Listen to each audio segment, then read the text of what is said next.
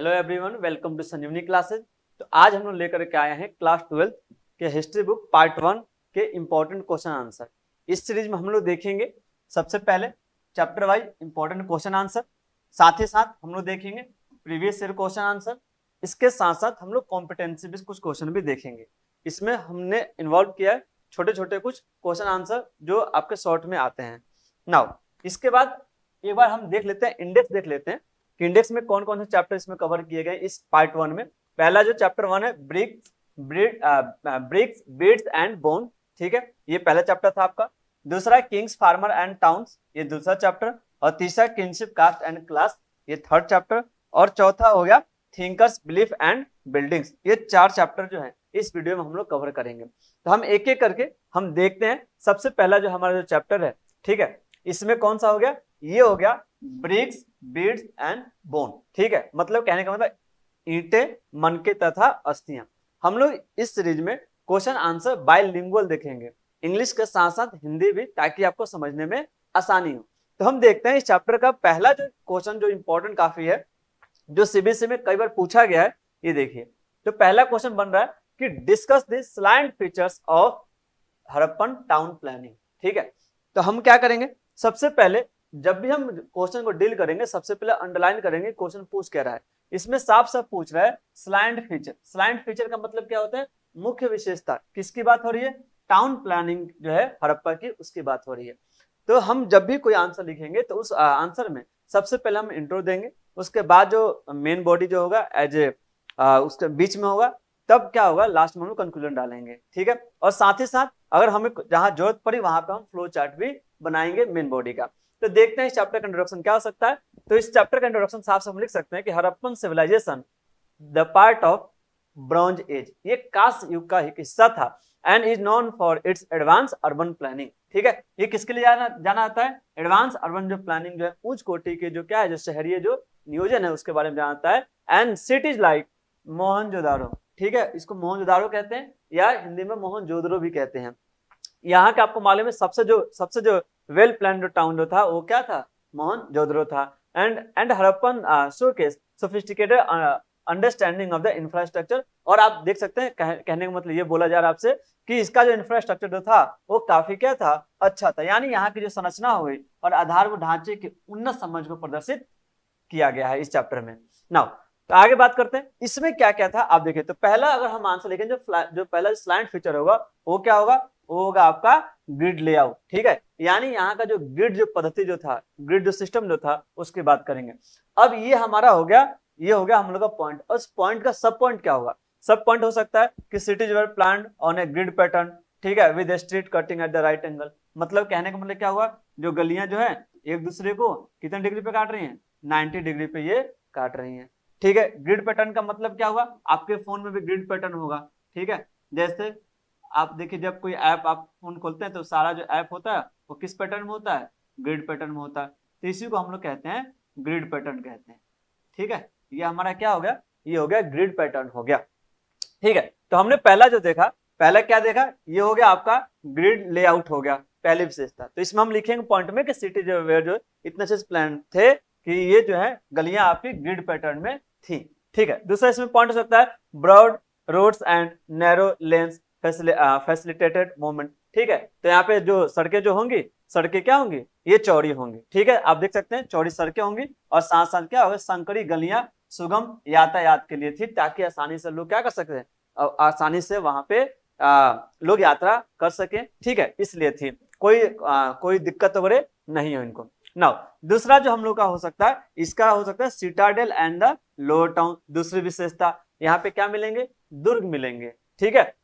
और एक मिलेगा निचला शहर। इसमें आप देख सकते हो जो शहर जो था वो क्या था, वो डिवाइडेड था सिटाडेल और बोले तो लोअर टाउन में। सिटाडेल क्या होता था, सिटाडेल जो था एक एडमिनिस्ट्रेटिव एरिया था, या कह सकते हैं जहाँ पे रिचुअल्स परफॉर्म होते थे, जिसको हम बोलते हैं रिलीजियस एरिया। और लोअर टाउन क्या था, जो बसने वाली जो जगह होती थी, ठीक ना, उसको हम बोलते हैं रेसिडेंशियल एरिया, ठीक है। तो आप साथ आप हिंदी भी देख सकते हैं। देखिए ये क्या दिया गया, तो इस शहरों और शहरों को गढ़ मतलब आप समझ सकते हैं किला या दुर्ग बोल सकते हैं। तो जो प्रशासनिक एरिया था, धार्मिक एरिया था, और जो निचला जो शहर जो था वो आवासीय क्षेत्र था, ठीक है। यानी वहां के जो शहर जो है वो 2 भागों में विभाजित थी, ठीक है। अब तीसरा इसका विशेषता क्या हो गया, तो पहला तो हो गया ग्रिड लेआउट, दूसरा हो गया सिटाडेल एंड लोअर टाउन जो डिवाइडेड जो था, तीसरा हो गया ड्रेनेज सिस्टम। यहाँ की जो क्या थी, जो ड्रेनेज सिस्टम जो थी, ड्रेनेज सिस्टम मतलब हो गया यहाँ के जो नाले जो थे, ठीक है, आप देख सकते हैं जल निकासी जो प्रणाली हो गई, ये क्या थी यहाँ की एकदम बिल्कुल अद्भुत थी। ठीक है, तो यहाँ की विशेषता अगर हम बात करें तो इसमें क्या देखने को मिलेगा, तो मिलेगा वेल प्लान्ड अंडरग्राउंड ड्रेनेज। ठीक है, अंडरग्राउंड ड्रेनेज था, ठीक है, जो किससे बना हुआ था, जो पक्की ईंटों से बनी हुई थी।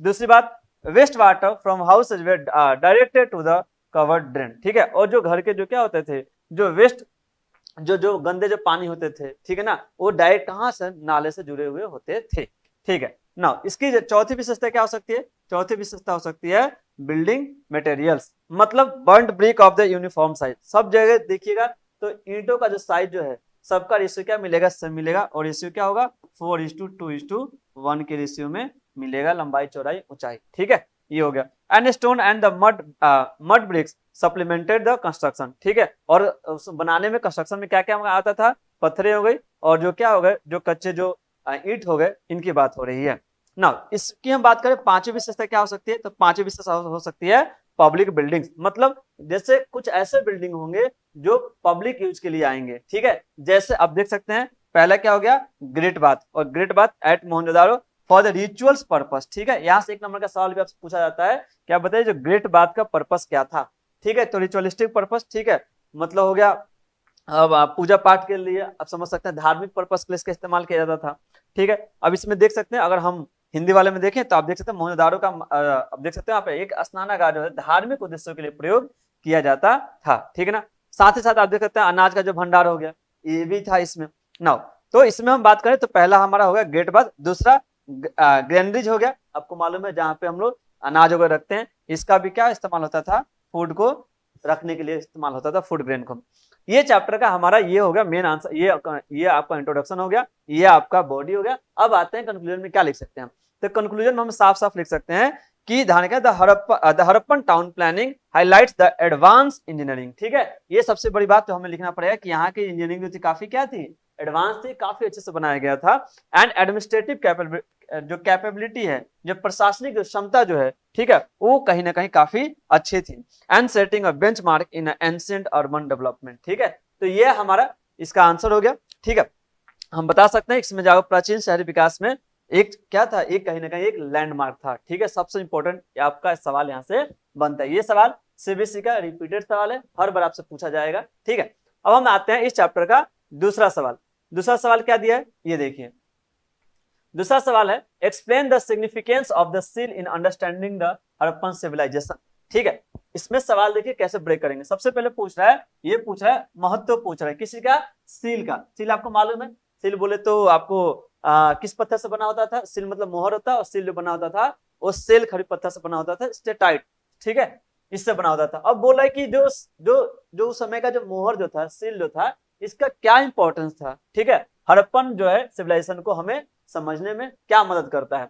तो सबसे पहले तो इंट्रोडक्शन लिखेंगे, इंट्रोडक्शन में आप इसका फैक्ट डाल सकते हैं, क्या लिखेंगे कि seals are major archaeological source. ठीक है, ये क्या है, पुरातात्विक स्रोत है जिससे हमें बहुत चीजें पता चलेंगी, offering insight into the socio economic, religious and administrative aspects of the Harappan civilisation. ठीक है, कहने का मतलब ये चीज है कि मोहरे जो है हड़प्पा सभ्यता के हमें क्या बताती है, सामाजिक, आर्थिक, धार्मिक और प्रशासनिक पहलुओं को समझाने में क्या करती है, मदद करती है।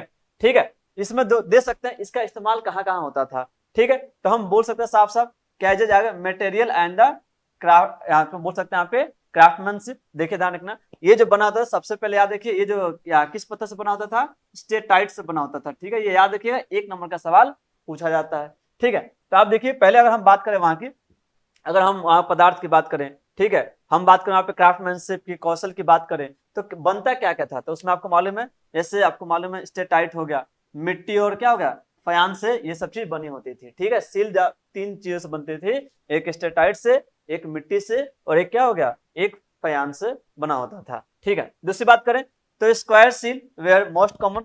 सील जो है तरह तरह के होते थे, अलग अलग शेप में होते थे, लेकिन खास करके जो स्क्वायर शेप में रहेगा उसकी अहमियत ज्यादा थी। आपके बुक में भी जो है पहले पेज में आप देखिए तो वहां पे किस शेप में दिया हुआ है, वो दिया हुआ है स्क्वायर शेप में दिया हुआ है। ठीक है, अगर हम बात करें डिपिक्शन, डिपिक्शन का मतलब क्या हुआ, ये क्या था, एक तरह का प्रतीक और चीन को क्या करता था, हमें बताता था। ठीक है, इसमें आपको मालूम है एक मोहर में जाइएगा, अलग अलग तरह के आपको क्या मिलेंगे, सिंबल मिलेंगे। ठीक है, उसमें कुछ फिगर मिलेंगे, जैसे आप देख सकते हैं उसमें, तो उसमें आपको यूनिकॉर्न का फोटो मिलेगा। ठीक है, बैल, हाथी, ठीक है, ये सब पशु का चित्र उसमें बना होता था। साथ ही साथ बात करें तो पशुपति मोहर प्रारंभिक शिव उपासना को संकेत करता है। उसमें आप देखिएगा, अगर योगा के पोजीशन में आप अगर सील देखिएगा तो आपको पता चल जाएगा। ठीक है नाउ, तो ध्यान रखना, तो इसमें हमने क्या बताया, इसमें एनिमल कौन कौन से देखने को मिलेंगे, यूनिकॉर्न हो गया, बुल्स हो गए और एलिफेंट्स हो गए। ठीक है, साथ ही साथ बात करें तो उसमें एक रिलीजियस सिंबल भी है, कौन किनका, पशुपति सिंबल। ठीक है, जिसमें आपको मालूम है शिव को डिपिक्ट किया गया है। नाउ आगे बात करें, इसका सील का इकोनॉमिक रोल क्या होता था। इकोनॉमिक रोल की बात करें तो आर्थिक जो इसका जो यूज होता था, कहां पे होता था, तो use as a identifier of for the trade goods. ठीक है, तो ध्यान रखिए जो भी सामान का व्यापार होता था, यानी ध्यान रखना कि जो वस्तुओं की पहचान के लिए इसका उपयोग किया जाता था। ठीक है, व्यापारिक जो वस्तुओं की पहचान है उसके लिए किया जाता था। नाउ ऐसा आप देखिएगा, ये ऐसा सील कहाँ मिला है, मेसोपोटामिया में मिली, जो भी लंबी दूरी के व्यापार को दर्शाती है। ठीक है, यहाँ भी सील मिला, वैसा सील मेसोपोटामिया में मिला हुआ है, तो इससे पता चल रहा है कि इसका जुड़ाव जो था मेसोपोटामिया से भी था। ठीक है, साथ ही साथ बात करें, और उस सील पे आप देखिएगा तो कुछ ना कुछ क्या लिखा हुआ है, कुछ ना कुछ स्क्रिप्ट, जैसे लिपि की हम बात करते हैं, उसमें देख सकते हैं क्या क्या, जैसे Indus script remains the undeciphered but suggest administrative usage. अब उस सील को आप देखिएगा तो उसमें अलग अलग स्क्रिप्ट में लिखा गया, और वो कौन सा है, वो जो है एंडस स्क्रिप्ट है। लेकिन हाँ, दुख की बात यह है कि उसको अभी तक डिकोड नहीं किया गया है, अभी तक क्या ये अनडेसिफर्ड है। लेकिन हाँ, कहीं ना कहीं वो हमें बताते हैं कि जो इसका जो प्रशासनिक, ठीक है, इसका जो है प्रशासनिक उपयोग क्या होता था। ठीक है ना, इसमें हम इसका निष्कर्ष में क्या लिख सकते हैं कि मोहरे जो है हड़प्पा सभ्यता की सांस्कृतिक और आर्थिक गतिशीलता का सार प्रस्तुत करती है। कहने का मतलब ये हो गया कि जो सील जो है हमें बताता है कि भाई वहां का कल्चर, इकोनॉमिक डायनेमिज्म कितना था। ठीक है, तो ये हमारा कंक्लूजन हो गया, यहाँ सवाल आपका बन सकता है। ठीक है, अब हम आते हैं तीसरे सबसे बड़े सवाल पे। ठीक है, ये देखिए सवाल पूछा गया कि discuss the agriculture practice of Harappa. तो हड़प्पा की क्या पूछा जा रहा है, हड़प्पा की एग्रीकल्चर प्रैक्टिस। ठीक है ना, यानी वहां के जो कृषि जो पद्धति जो थी, इसकी बात हो रही है हड़प्पा की। इंट्रोडक्शन में हम दे सकते हैं, क्या दे सकते हैं, देखिए, agriculture formed the backbone of the Harappan economy. ठीक है, पहली बात याद रखिए कि जो हड़प्पन इकोनॉमी जो थी, ठीक है, हड़प्पा की जो अर्थव्यवस्था थी, उसका जो बैकबोन जो था, है ना, रीढ़ की हड्डी जो थी, वो क्या थी, वो थी एग्रीकल्चर, कृषि। ठीक ना, and supported by the advance irrigation. और वहां के एग्रीकल्चर में इरिगेशन जो टेक्निक जो था काफी एडवांस था। ठीक है ना, और फर्टाइल एलुवियल सॉइल, ठीक है, जो क्या उपजाऊ जो जलोढ़ मिट्टी में देखने को मिलता है।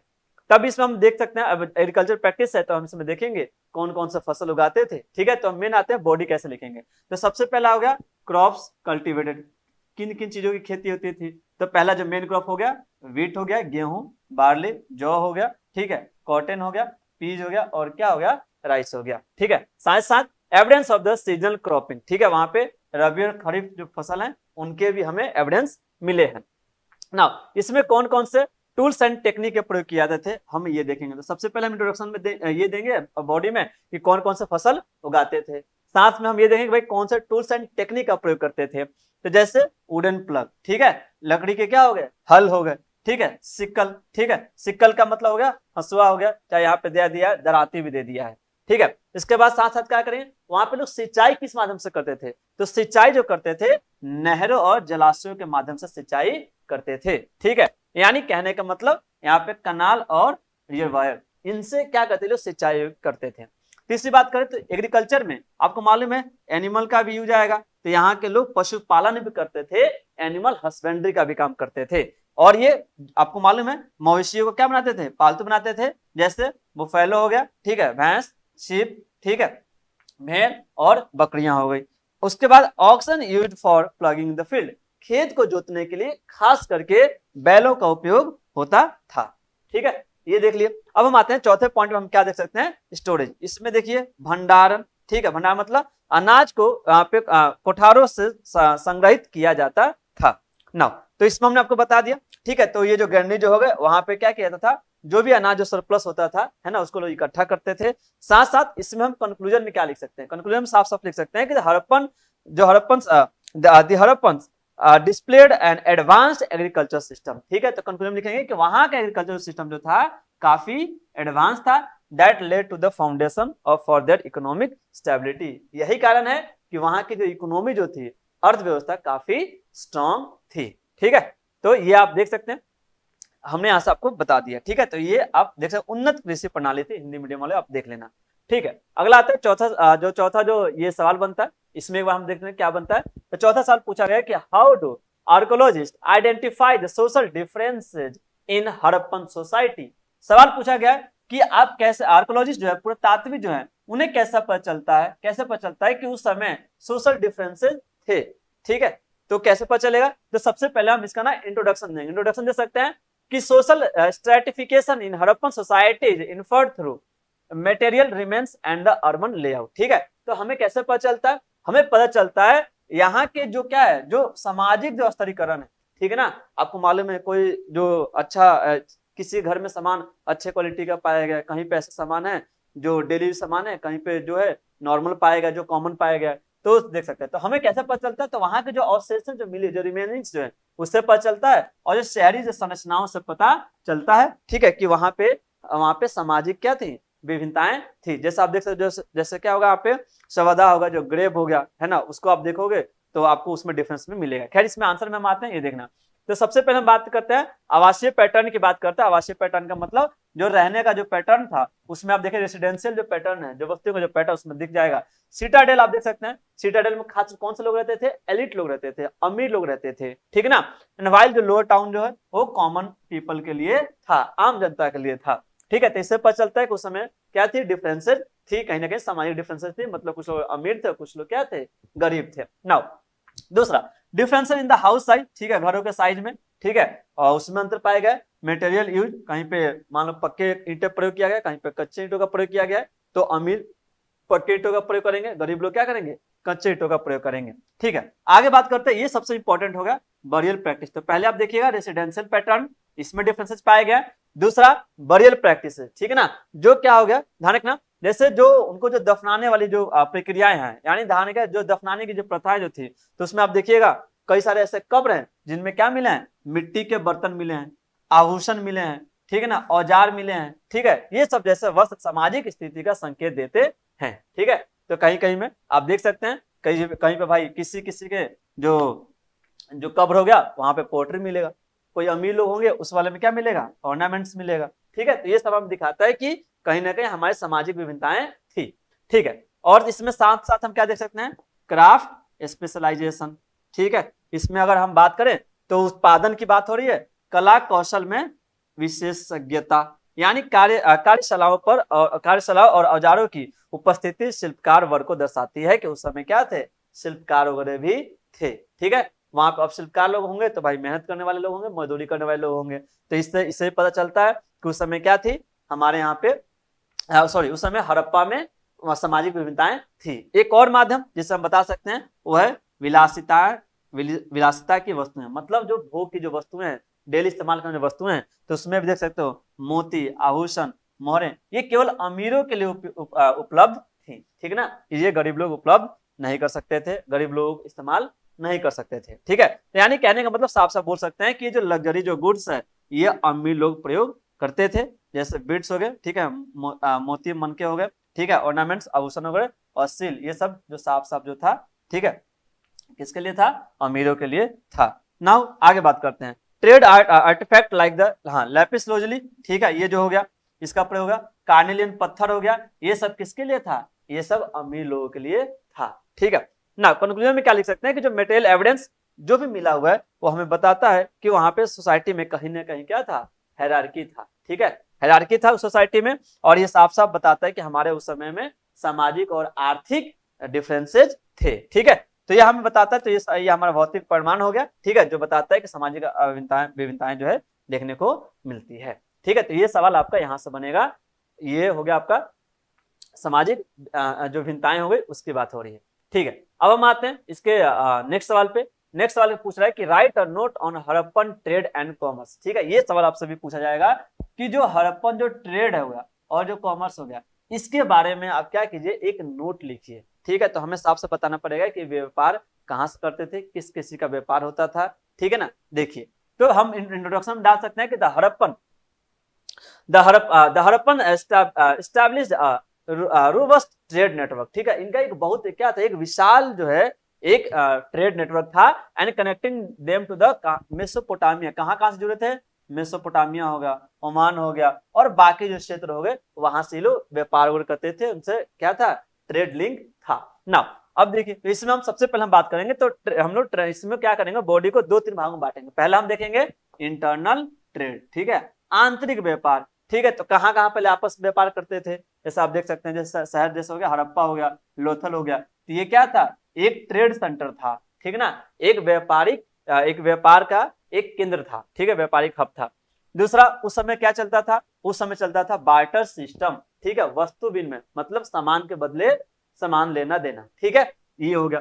तो ये हो गया इंटरनल हो गया। अब हम बात करते हैं एक्सटर्नल ट्रेड, ठीक है, इसको बोलते हैं हम लोग, क्या बोलते हैं, हम लोग बोलते हैं बाहरी व्यापार, ठीक है। एक हो गया आंतरिक व्यापार, ठीक है, एक हो गया बाहरी व्यापार। बाहरी व्यापार में कहाँ से ये व्यापार करेंगे, अफगानिस्तान से करेंगे, ठीक है, अफगानिस्तान से हम क्या मांगेंगे, लैपिस लाजुली हो गया, ठीक है, और गुजरात से हम कार्नेलियन पत्थर लेकर के आएंगे, ठीक है। नाउ दूसरी बात करें, मेसोपोटामिया में क्या मिलेंगे, हड़प्पा की मोहरें मिलेंगी। इससे पता चलता है कि हमारा इनका जो नेटवर्क जो था वो काफी दूर देशों तक था, ठीक है। अब देखिए तो हमने यहाँ से बता दिया लैपिस लाजुली कहाँ से आएगा, अफगानिस्तान से, और कार्नेलियन गुजरात से, ठीक है। सील और आर्टिफैक्ट आपको मेसोपोटामिया में मिले हुए हैं।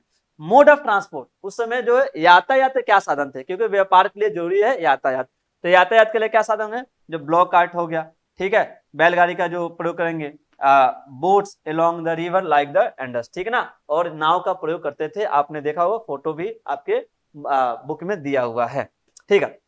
आगे बात करते हैं पोर्ट्स एंड डॉकयार्ड, यानी बोले तो बंदरगाह और जो क्या होगा, गोदी होगा, इसकी बात हो रही है, मतलब आप समझते हैं धान का जो कोस्टल एरिया है वहां की बात हो रही है। तो लोथल का जो गोदीगर हो गया, डॉकयार्ड्स हो गया, समुद्री व्यापार के लिए महत्वपूर्ण था, ठीक है ना। एंड इसमें तो ये हमारा यहाँ से क्या होगा, ये 1 2 3 4 पॉइंट हो गया, ठीक है। इससे निष्कर्ष हम लिख सकते हैं कि हड़प्पा जो व्यापार और वाणिज्य उनके तकनीक और आर्थिक कौशल को दर्शाता है, ठीक है। तो ये आप इसमें हम बता सकते हैं साफ साफ कि जो यहाँ का जो ट्रेड एंड कॉमर्स जो है ये दिखाता है कि भाई यहाँ की इकोनॉमी कैसी है, ठीक है, और वहाँ का जो टेक्नोलॉजी कितना अच्छा था, और साथ साथ इकोनॉमिक पावर लोग कितने थे, मतलब कितने मजबूत थे, ठीक है। तो ये हो गया हमारा हड़प्पा का ट्रेड एंड कॉमर्स। अब हम आते हैं नेक्स्ट, इसका जो क्वेश्चन हो गया ये कौन सा, ठीक है, हमने यहां से बता दिया, ठीक है।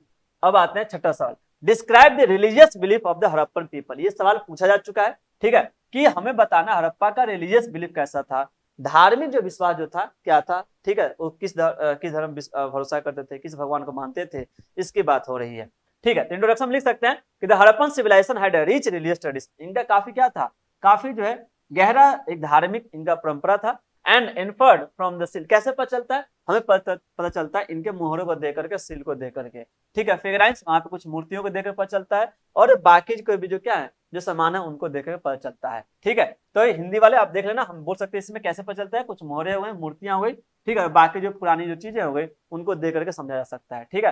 पहले आता ध्यान रखना कि हम लोग क्या थे, लोग ये नेचर वर्शिप करते थे, बोले तो प्रकृति की पूजा करते थे। प्रकृति की पूजा में अगर हम बात करें तो किसकी, जो वृक्ष की, खास करके पीपल की, और ये पशुओं की पूजा करते थे, ठीक है। तो आप देख सकते हैं, तो हमने बता दिया ये क्या करते थे, नेचर वर्शिप करते थे, और नेचर वर्शिप में किस किस की, पीपल की, और पीपल, ठीक है, पीपल का पेड़ हो गया, और एनिमल्स को भी ये पूजा करते थे ना। इनके भगवान कौन थे, ये जो भगवान को मानते थे वो मानते थे पशुपति, ठीक है, सील सजेस्ट दैट प्रोटोशिवा वर्शिप, ठीक है। और ये जो वहां पे मूर्ति में आप देखो, जो पशुपति जो मोहर है उसमें शिव की उपासना करते हुए दिखाया गया है, ठीक है ना। वहां की मदर गॉडेज होती थी, मातृ देवी जो होती थी, उनकी मूर्तियां जो है ना, उर्वरता पूजा का संकेत देती है कि भाई यहाँ के लोग जो है क्या करते थे, इनकी पूजा करते थे, ठीक है, ताकि जो है सब कुछ अच्छा से रहे ना। सिंबोलिज्म की बात करें, ठीक है, इसमें आप देख सकते हैं जो ये क्या हो गया, एक मिनट, ठीक है, यहाँ पे प्रतीकवाद, इसमें जैसे स्वास्तिक और अन्य ज्यामितीय आकृतियां में मिली हुई है, ठीक है, अगर आप मोहर पर देखो तो आपको पता चल जाएगा। इसमें अब इसमें अगर बात करें रिचुअल्स, ग्रेट बात हमने पहले भी डिस्कस कर दिया है। ग्रेट बात जो मोहनजोदाड़ो में आपको देखने को मिलेगा, वहां पे लोग कहीं ना कहीं क्या करते थे, अपनी जो है धार्मिक जो क्रियाकलाप वहां पे करते थे। ठीक है, कंक्लूजन में क्या लिख सकते हैं, लिख सकते हैं साफ साफ कि the Harappan religious system highlights the civilisation deep rooted spiritual and symbolic practice. ठीक है, तो हड़प्पन जो रिलीजियस सिस्टम को अगर हमें देखें तो हमें पता चलेगा कि वहां के लोग काफी जो थे एक स्पिरिचुअल नेचर के थे, आध्यात्मिक नेचर के थे, प्रकृति से जुड़े हुए थे, सब चीज को साथ में लेकर के चलते थे और उनकी भी कुछ अपनी क्या थी, प्रथाएं थी, परंपराएं थी। ठीक है, तो अब हम आते हैं नेक्स्ट सवाल। ठीक है, वो है, ठीक है, अब देखिए इसमें आपको एक दिया हुआ है, इसमें रीजन दिया, सवाल दिया हुआ है कि हड़प्पा सभ्यता के पतन के कारण पर चर्चा कीजिए। ठीक है, तो हड़प्पा सभ्यता का जो डिक्लाइन हुआ वो क्यों हुआ, तो इसके इंट्रोडक्शन में साफ साफ लिख सकते हैं कि हड़प्पा सभ्यता का पतन विभिन्न कारणों से हुआ। आज भी जो चर्चा के केंद्र मैंने मालूम है, लोग ज्यादातर जो गेस करते हैं जैसे फ्लड, ठीक है, जैसे बाढ़ आ गया होगा, दूसरा जो है क्लाइमेट चेंज हुआ होगा, ठीक है, तीसरा जो बाहरी आक्रमण हुआ, तो तरह तरह के 7-8 कारण है, इसमें हम देखते हैं क्या क्या हो सकता है। तो पहला आता है कि पर्यावरणीय परिवर्तन, ठीक है ना, तो जो क्लाइमेट चेंज हो गया, जिसमें आपको मालूम है सरस्वती नदी का सूखना, सरस्वती नदी क्या हो गई थी, वो सूख गई थी। दूसरी बात करें मानसून पैटर्न में बदलाव, हो सकता है जो मानसून में बदलाव आया हो, ठीक है, जब बारिश की जब जरूरत हो तो बारिश नहीं आया हो, ठीक है, तो आप देख सकते हैं। तीसरा अत्यधिक उपयोग, मतलब कृषि और प्राकृतिक संसाधनों का बहुत ज्यादा उपयोग कर लिए होंगे, इस कारण से इनका डिक्लाइनेशन हो गया होगा। तीसरा आक्रमण, जो बाहरी आक्रमण की बात हो रही है, इसमें कहते हैं कि भाई आर्यों के आक्रमण का सिद्धांत वहां पे देखने को मिलता है, लेकिन खैर यह विवादित है, यह भी इसमें कोई ज्यादा तो कोई ठोस सबूत नहीं मिला हुआ है कि हाँ बाहरी लोगों ने आक्रमण आकर के किया हुआ है। हाँ, कुछ वहां से हड्डियां उड्डियां मिली हुई, गले कटे वगैरह मिले हुए हैं, ठीक है, तो आप लिख सकते हैं। शहरी पतन, हो सकता है नगर नियोजन और व्यापार नेटवर्क क्या हो गया हो, उनका क्षय हो गया, मतलब वो डिक्लाइन कर गया हो, ठीक है, ये बताया गया। इसमें एक और आप ऐड कर सकते हैं बाढ़, ठीक है, बाढ़ के कारण क्या हो गया होगा कि जो ट्रेड जो नेटवर्क है वो डिस्टर्ब हो गया होगा, जिसके कारण इनका डिक्लाइन हो गया होगा। तो निष्कर्ष में क्या लिख सकते हैं, निष्कर्ष में साफ साफ लिख सकते हैं कि हड़प्पा सभ्यता का पतन पर्यावरणीय, आर्थिक और सामाजिक कारकों से हुआ, यानी इन्वायरमेंटल कॉज हो सकता है, इकोनॉमिक कॉज हो सकता है और सोशल कॉज भी हो सकता है। ठीक है, तो ये आपका, ठीक है, तो यहाँ से आप देख लेना इन्वायरमेंटल चेंज, ठीक है, ओवर एक्सप्लॉइटेशन हुआ होगा, इन्वेजन हुआ होगा और अर्बन डिके हुआ होगा। ठीक है, तो ये हमारा ये सवाल हो गया। 8वां सवाल, ठीक है, ये सवाल आपका हो सकता है कॉम्पिटेंसी में सवाल पूछ दे कि sources of information about the Harappan civilisation, Harappan civilisation के बारे में हमें पता कहाँ से चलता है, इसका सोर्स क्या है। ठीक है, तो इंट्रोडक्शन में हम क्या देख सकते हैं कि Harappan civilisation is studied through archaeological remains, ठीक है, जो भी जो पुरातात्विक जो वस्तुएं हैं, जो पुरानी जो वस्तुएं हैं, है ना, उनसे हम लोग अंदाजा लगाते हैं। एंड एज ए जाओगे रिटन रिकॉर्ड आर एब्सेंट, ठीक है, तो हड़प्पा सभ्यता के बारे में कोई भी जो रिटर्न जो लिखी जो चीजें हैं वो नहीं मिली है। हाँ, हमें जो सामान मिलता है उससे हम पता लगा सकते हैं, अंदाजा लगाया गया है एविडेंस के आधार पे। तो सबसे पहले आते हैं मटेरियल सोर्स। मटेरियल सोर्स क्या है, क्या क्या ऐसी चीजें मिले जैसे वहां पे मिली हुई है सील, मोहरे मिली हुई है, पोट्री वहां का जो बर्तन है, ठीक है, मृदभांड वो मिले हुए हैं, ज्वेलरी हो गया, ठीक है, मालूम है आपको जो आभूषण मिले हुए, कुछ टूल्स कुछ औजार मिले हुए, इससे हमें पता चलता है हड़प्पा सभ्यता के बारे में। दूसरा स्ट्रक्चरल एविडेंस, जैसे ग्रेनरीज आपको मालूम है, ठीक है, जहां पे अनाज वगैरह रखते हैं वो जगह मिला, गेट बात मालूम है, ये भी मिला हुआ है, लोथल हो गया, और रेसिडेंशियल स्ट्रक्चर जैसे हमने आपको बताया था लोअर टाउन, ठीक है, सिटाडेल मिला हुआ है, इससे भी अंदाजा लगाया जा सकता है।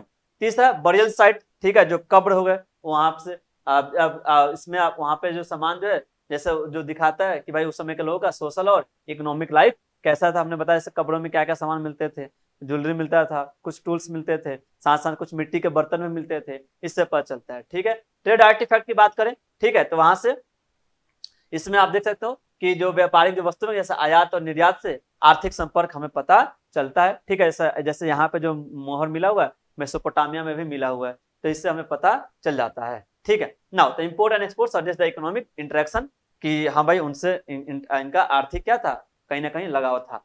कंक्लूजन में हम क्या दे सकते हैं, कंक्लूजन में साफ साफ हम लिख सकते हैं the Harappan civilisation is reconstructed through meticulous archaeological study and offering glimpses into its complex socio economic fabric. ठीक है, यानी साफ साफ हड़प्पा जो सभ्यता जो है, ठीक है, हड़प्पा सभ्यता को पुरातात्विक जो अध्ययन के माध्यम से हम क्या किया जा सकता है, समझा जा सकता है। ठीक है, जो इसकी जटिल सामाजिक आर्थिक संरचना को पता लगाता है। ठीक है, तो ये जो है हमारे इस चैप्टर के 8 इंपॉर्टेंट क्वेश्चन आंसर हो गए। तो अब हम आते हैं पहले बुक के दूसरे चैप्टर पे, जिसका नाम है किंग्स, फार्मर्स एंड टाउन्स। ठीक है, राजा, किसान और नगर। खास करके इस चैप्टर में हम लोग देखेंगे यहाँ की जो पॉलिटी जो था और इकोनॉमी, ये दोनों कैसी थी। ठीक है, तो इससे पहला जो इंपॉर्टेंट जो सवाल जो बनता है, ठीक है, ये आपका सवाल बनता है कि discuss the role of inscription in reconstructing the history of early India. जो हमारा जो प्राचीन जो भारत जो था उसके बारे में, ठीक है, हमें इंस्क्रिप्शन से कैसे पता चलता है, उसमें इंस्क्रिप्शन का साफ साफ रोल पूछ रहा है। तो इंट्रोडक्शन देंगे सबसे पहले इंस्क्रिप्शन क्या होता है। तो देखिए, तो इंस्क्रिप्शन जो है इसको हम कई बार एपिग्राफ भी कहते हैं। ये क्या होता है, ये प्राइमरी सोर्स होता है हमें प्राचीन भारत को जानने का। तो primary source for reconstructing the India ancient history, ठीक है, and this inscription engraved on the rock. ये इंस्क्रिप्शन कहाँ पे होता है, चट्टानों पे गढ़ा जाता है, पिलर्स हो गए वहां पे, एंड अदर मटेरियल, बाकी सामान वहां पे भी। Now provide the invaluable information about political, social and economic life. ठीक है, और ये इंस्क्रिप्शन हमें बताता है उस समय का पॉलिटिकल लाइफ के बारे में, सोशल लाइफ के बारे में और इकोनॉमिक लाइफ के बारे में। ठीक है, तो सबसे पहले हम बताएंगे कि जो इंस्क्रिप्शन है इसका सिग्निफिकेंस क्या होता है, इसका महत्व क्या होता है। ठीक है, तो सबसे पहले आप देखिए, हम बात करें तो इस इंस्क्रिप्शन से हमें पॉलिटिकल जो इसका जो है पॉलिटिकल हिस्ट्री हमें कैसा पता चलता है। तो आपको मालूम है अशोका का जो क्या है, एडिक्ट्स हो गए, रॉक एडिक्ट्स हो गए, provide the detail about the policy and the administration. ठीक है, कि वहां के उस समय की जो नीतियां क्या थी, एडमिनिस्ट्रेशन कैसा था, प्रभाव कैसा था, ये हमें बताता है। ठीक है, तो पहला किसका होगा हम देखेंगे, किसकी बात हो रही है, तो अशोका के शिलालेखों में हमें क्या उनकी नीतियों और प्रशासन के बारे में पता चलता है।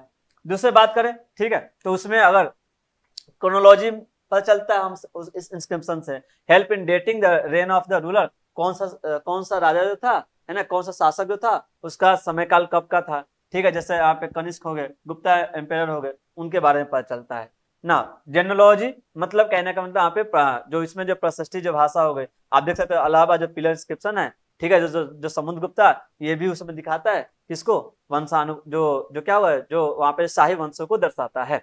ठीक है, दूसरी अगर बात करें हम, तो ये दिखाता है हमारे आर्थिक और सामाजिक पहलू को भी दिखाता है। मतलब जैसे शिलालेखों से जैसे कर वसूली, जो टैक्स जो लोग लेते थे, ठीक है ना, और जो भूमि दान का भी, ठीक है, जो लैंड ग्रांट का भी पता चलता है, जिसमें आपको मालूम है, इसमें आप देख सकते हो सातवाहन जो काल के ताम्रपत्रों में देखने को मिलता है ना। सामाजिक व्यवस्था और जाति व्यवस्था का भी उसमें उल्लेख मिलता है, जैसे आप देख सकते हैं।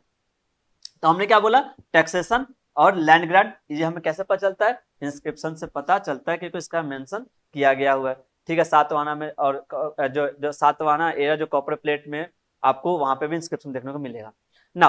तो हम इसमें इंस्क्रिप्शन से हमें सोशल हायरार्की का भी पता चलता है, और जो कास्ट जो प्रैक्टिस होती थी, जो जाति जो प्रथाएं होती थी, इनके बारे में पता चलता है। साथ साथ इससे हमें, ठीक है, उस समय का धार्मिक और जो ये जो सांस्कृतिक जो पहलू है उसके बारे में पता चलता है।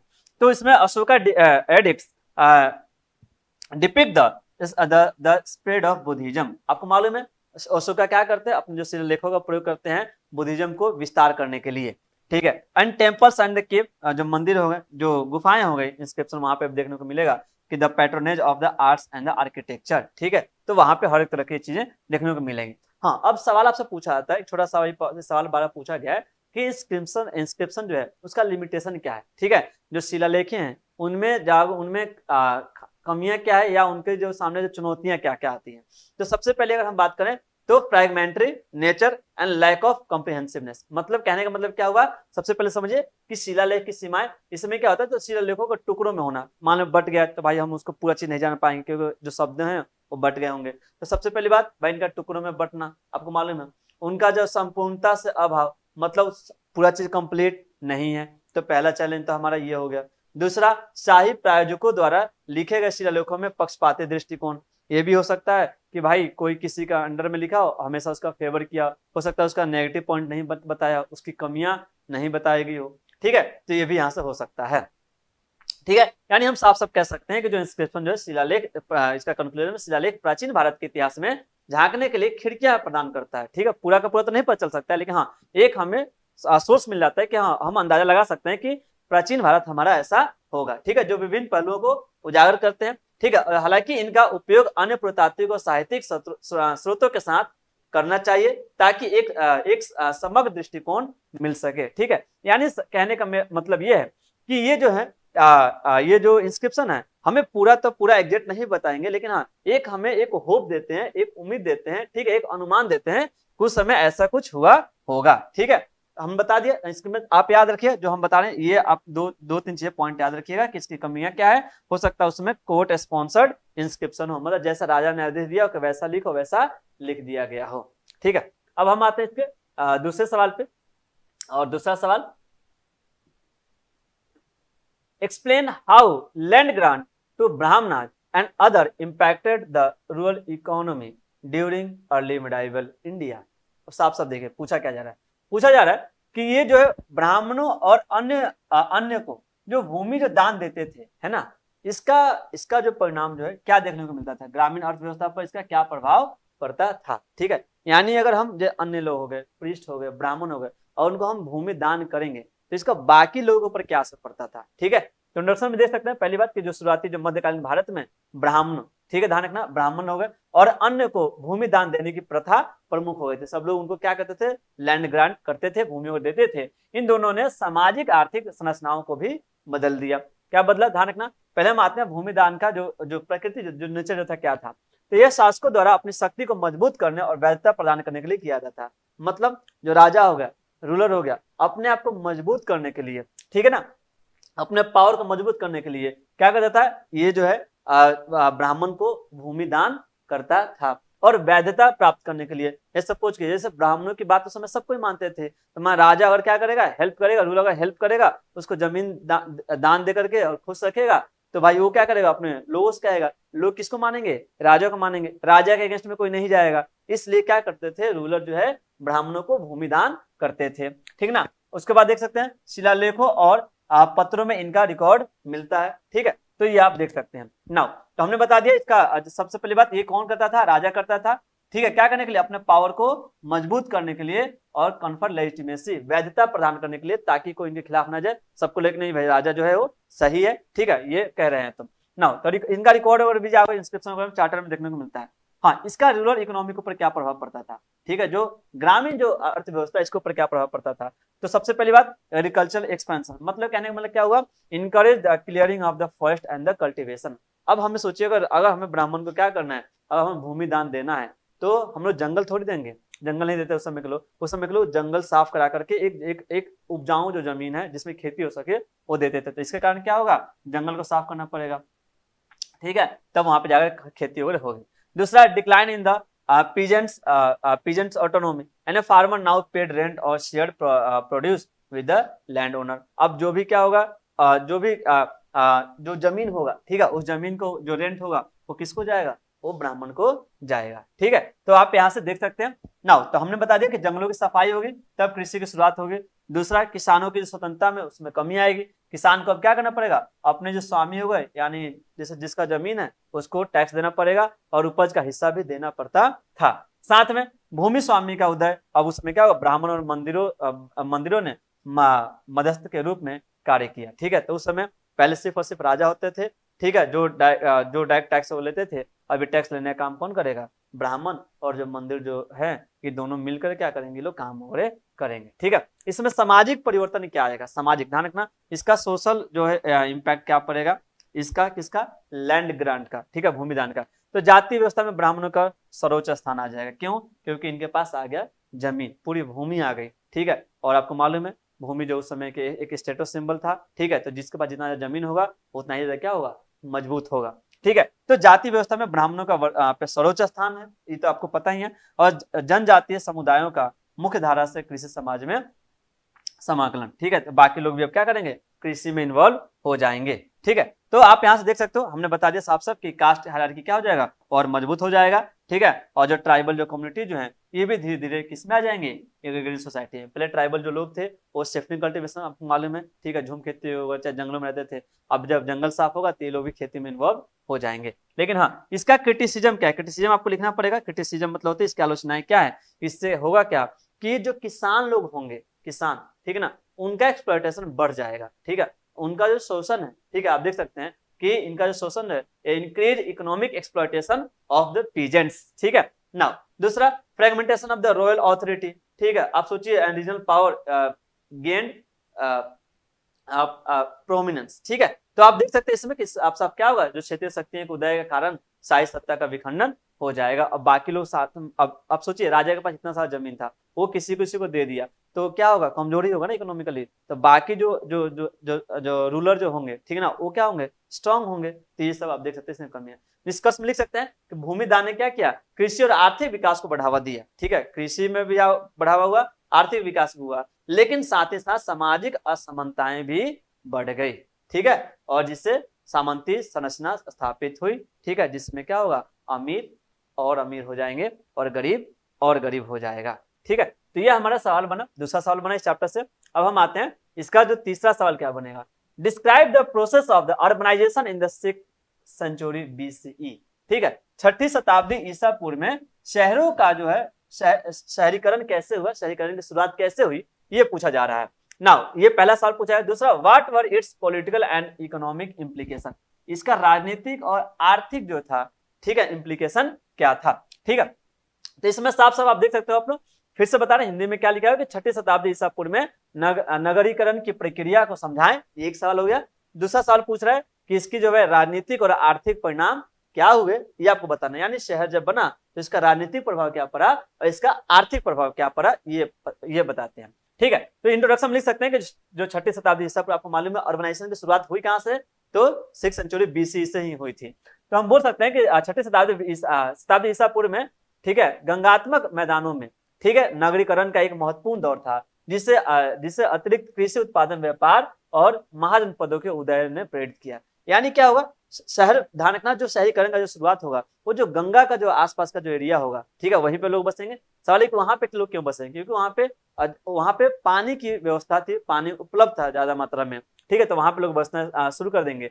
साथ ही साथ ध्यान रखना, जब वहां पे लोग बसेंगे तो वहां पे कृषि उत्पादन भी बढ़ेगा, व्यापार भी बढ़ेगा। ठीक है ना, और जहां साथ साथ जनपद जो है, महाजनपद जो है, उनका भी क्या होगा, उनका भी उदय होगा। ठीक है, तो नाउ अगर हम बात करें तो इसमें आप साफ साफ आप इसमें बता सकते हैं कि 6th सेंचुरी BC जो है ये क्या था, एक जो फेज था जिसमें अर्बनाइजेशन होता है। ठीक है, जो गैंगटिक जो प्लेन हो गया वहां के।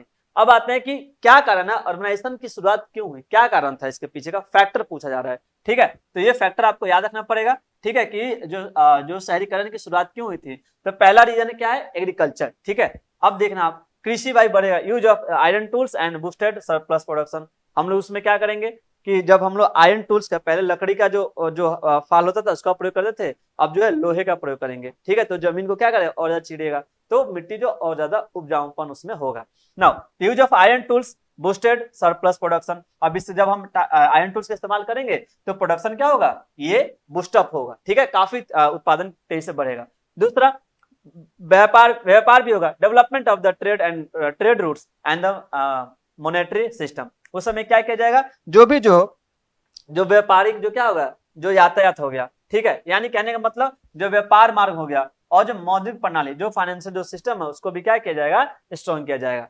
साथ साथ उस समय पॉलिटिकली देख कैसे इंपैक्ट होगा, उस समय महाजनपदों का उदय होगा। उसमें आपको मालूम है कि 16 महाजनपद थे। ठीक है, और आप हमें कमेंट सेक्शन में बताइए कि सबसे स्ट्रॉन्गेस्ट जो महाजनपद जो था कौन था। ठीक है, और उसकी राजधानी कहाँ थी। ठीक है, तो इसमें हम आते हैं, ये आपका हो गया, राजनीतिक केंद्रीकरण भी होगा। ठीक है, पॉलिटिकल अगर हम बात करें, पॉलिटिकल सेंट्रलाइजेशन भी देखने को मिलेगा। और आपको मालूम है राइज ऑफ महाजनपदा। ठीक है, तो महाजनपद आपको मालूम है 2 वर्ड से बना, महाजनपद। ठीक है, एक होता है ये बना जनपद से, जनपद का मतलब मालूम है, जन मतलब लोग होता है, पद मतलब उनके जो पांव हो गए। ठीक है, जहां पे लोग रहेंगे उसको जनपद कहा जाएगा। जो एरिया बड़ा हो जाएगा जनपद का, उसको बोला जाएगा महाजनपद। ठीक है, नाउ दूसरी बात करते हैं, तो अर्बन सेंटर की विशेषताएं क्या होती थी, इनकी विशेषताएं क्या होती थी। तो पहली बात ध्यान रखना, ये जो शहर जो होते थे ये फोर्टिफाइड होते थे। जैसा आपको मालूम है सबसे जो स्ट्रॉन्गेस्ट जो महाजनपद जो था वो मगध था, और मगध आपको मालूम है उसकी राजधानी पहले कहाँ थी, राजगीर और पाटलिपुत्र। ये सब क्या होंगे, ये सब पहले राजगीर थी, फिर बाद में पाटलिपुत्र हो जाएगी। और ये क्या था, ये फोर्टिफाइड सिटी था, ये पूरी तरह से किलेबंदी की गई थी। ठीक है ना, सिक्योरिटी पर्पज से। स्पेशलाइज्ड क्राफ्ट, ठीक है, वहां का जो आप शिल्प देखिएगा। ठीक है, guilds and use of the coins, जो आप सिक्का जो देखिएगा वो पंच मार्क जो सिक्का है ना, इसका प्रयोग किया जाता था किसके लिए, व्यापार के लिए। ठीक है, तो हमने यहाँ से आपको बता दिया। ठीक है, जिसमें मुद्राओं का उपयोग होता था। ठीक है, जिसमें आपको मालूम है, जिसको हम बोलते हैं चिन्हित मुद्राएं होती थी व्यापार करने के लिए। ठीक है नाउ, तो इसमें अब आते हैं इसका राजनीतिक परिणाम क्या पड़ेगा। ठीक है, जैसे आपको मालूम है हमें यहाँ तक एक सवाल हो गया, अब दूसरा सवाल पूछा राजनीतिक और आर्थिक परिणाम क्या थे। तो अगर हम बात करें इसका राजनीतिक परिणाम क्या हुआ, तो इसमें आपको मालूम है क्या हुआ, केंद्रित राज्यों का उदय होगा एंड बेहतर प्रशासनिक व्यवस्था बनेगी, राज्य और ज्यादा मजबूत होगा। ठीक है ना, जो भी महाजनपद होंगे ये और ज्यादा क्या हो जाएंगे, कंसोलिडेट हो जाएंगे, पावरफुल हो जाएंगे, और साथ ही साथ यहाँ का एडमिनिस्ट्रेशन होगा वो भी क्या होगा, काफी ज्यादा अच्छा होगा, काफी बेहतर होगा, काफी स्ट्रॉन्ग होगा। ठीक है, और मगध जैसे राज्यों का प्रगति और विस्तार आपको देखने को मिलेगा। ठीक है, तो आप यहाँ पे लिख सकते हैं कि साफ साफ सेंट्रलाइज स्टेट होगा, सेंट्रलाइज मतलब मजबूत होगा। ठीक है, स्ट्रॉन्ग और एडमिनिस्ट्रेटिव सिस्टम यहाँ से होगा। अब आते हैं इसका इकोनॉमिक इंप्लीकेशन क्या देखने को मिलता है, इसका जो है आर्थिक परिणाम क्या देखने को मिलेगा। ठीक है, तो आर्थिक परिणाम आप देख सकते हैं व्यापार और वाणिज्य दोनों बढ़ेंगे, ट्रेड एंड कॉमर्स इंक्रीज होगा both inland and the maritime. ठीक है ना, देश के अंदर भी और बाहर भी।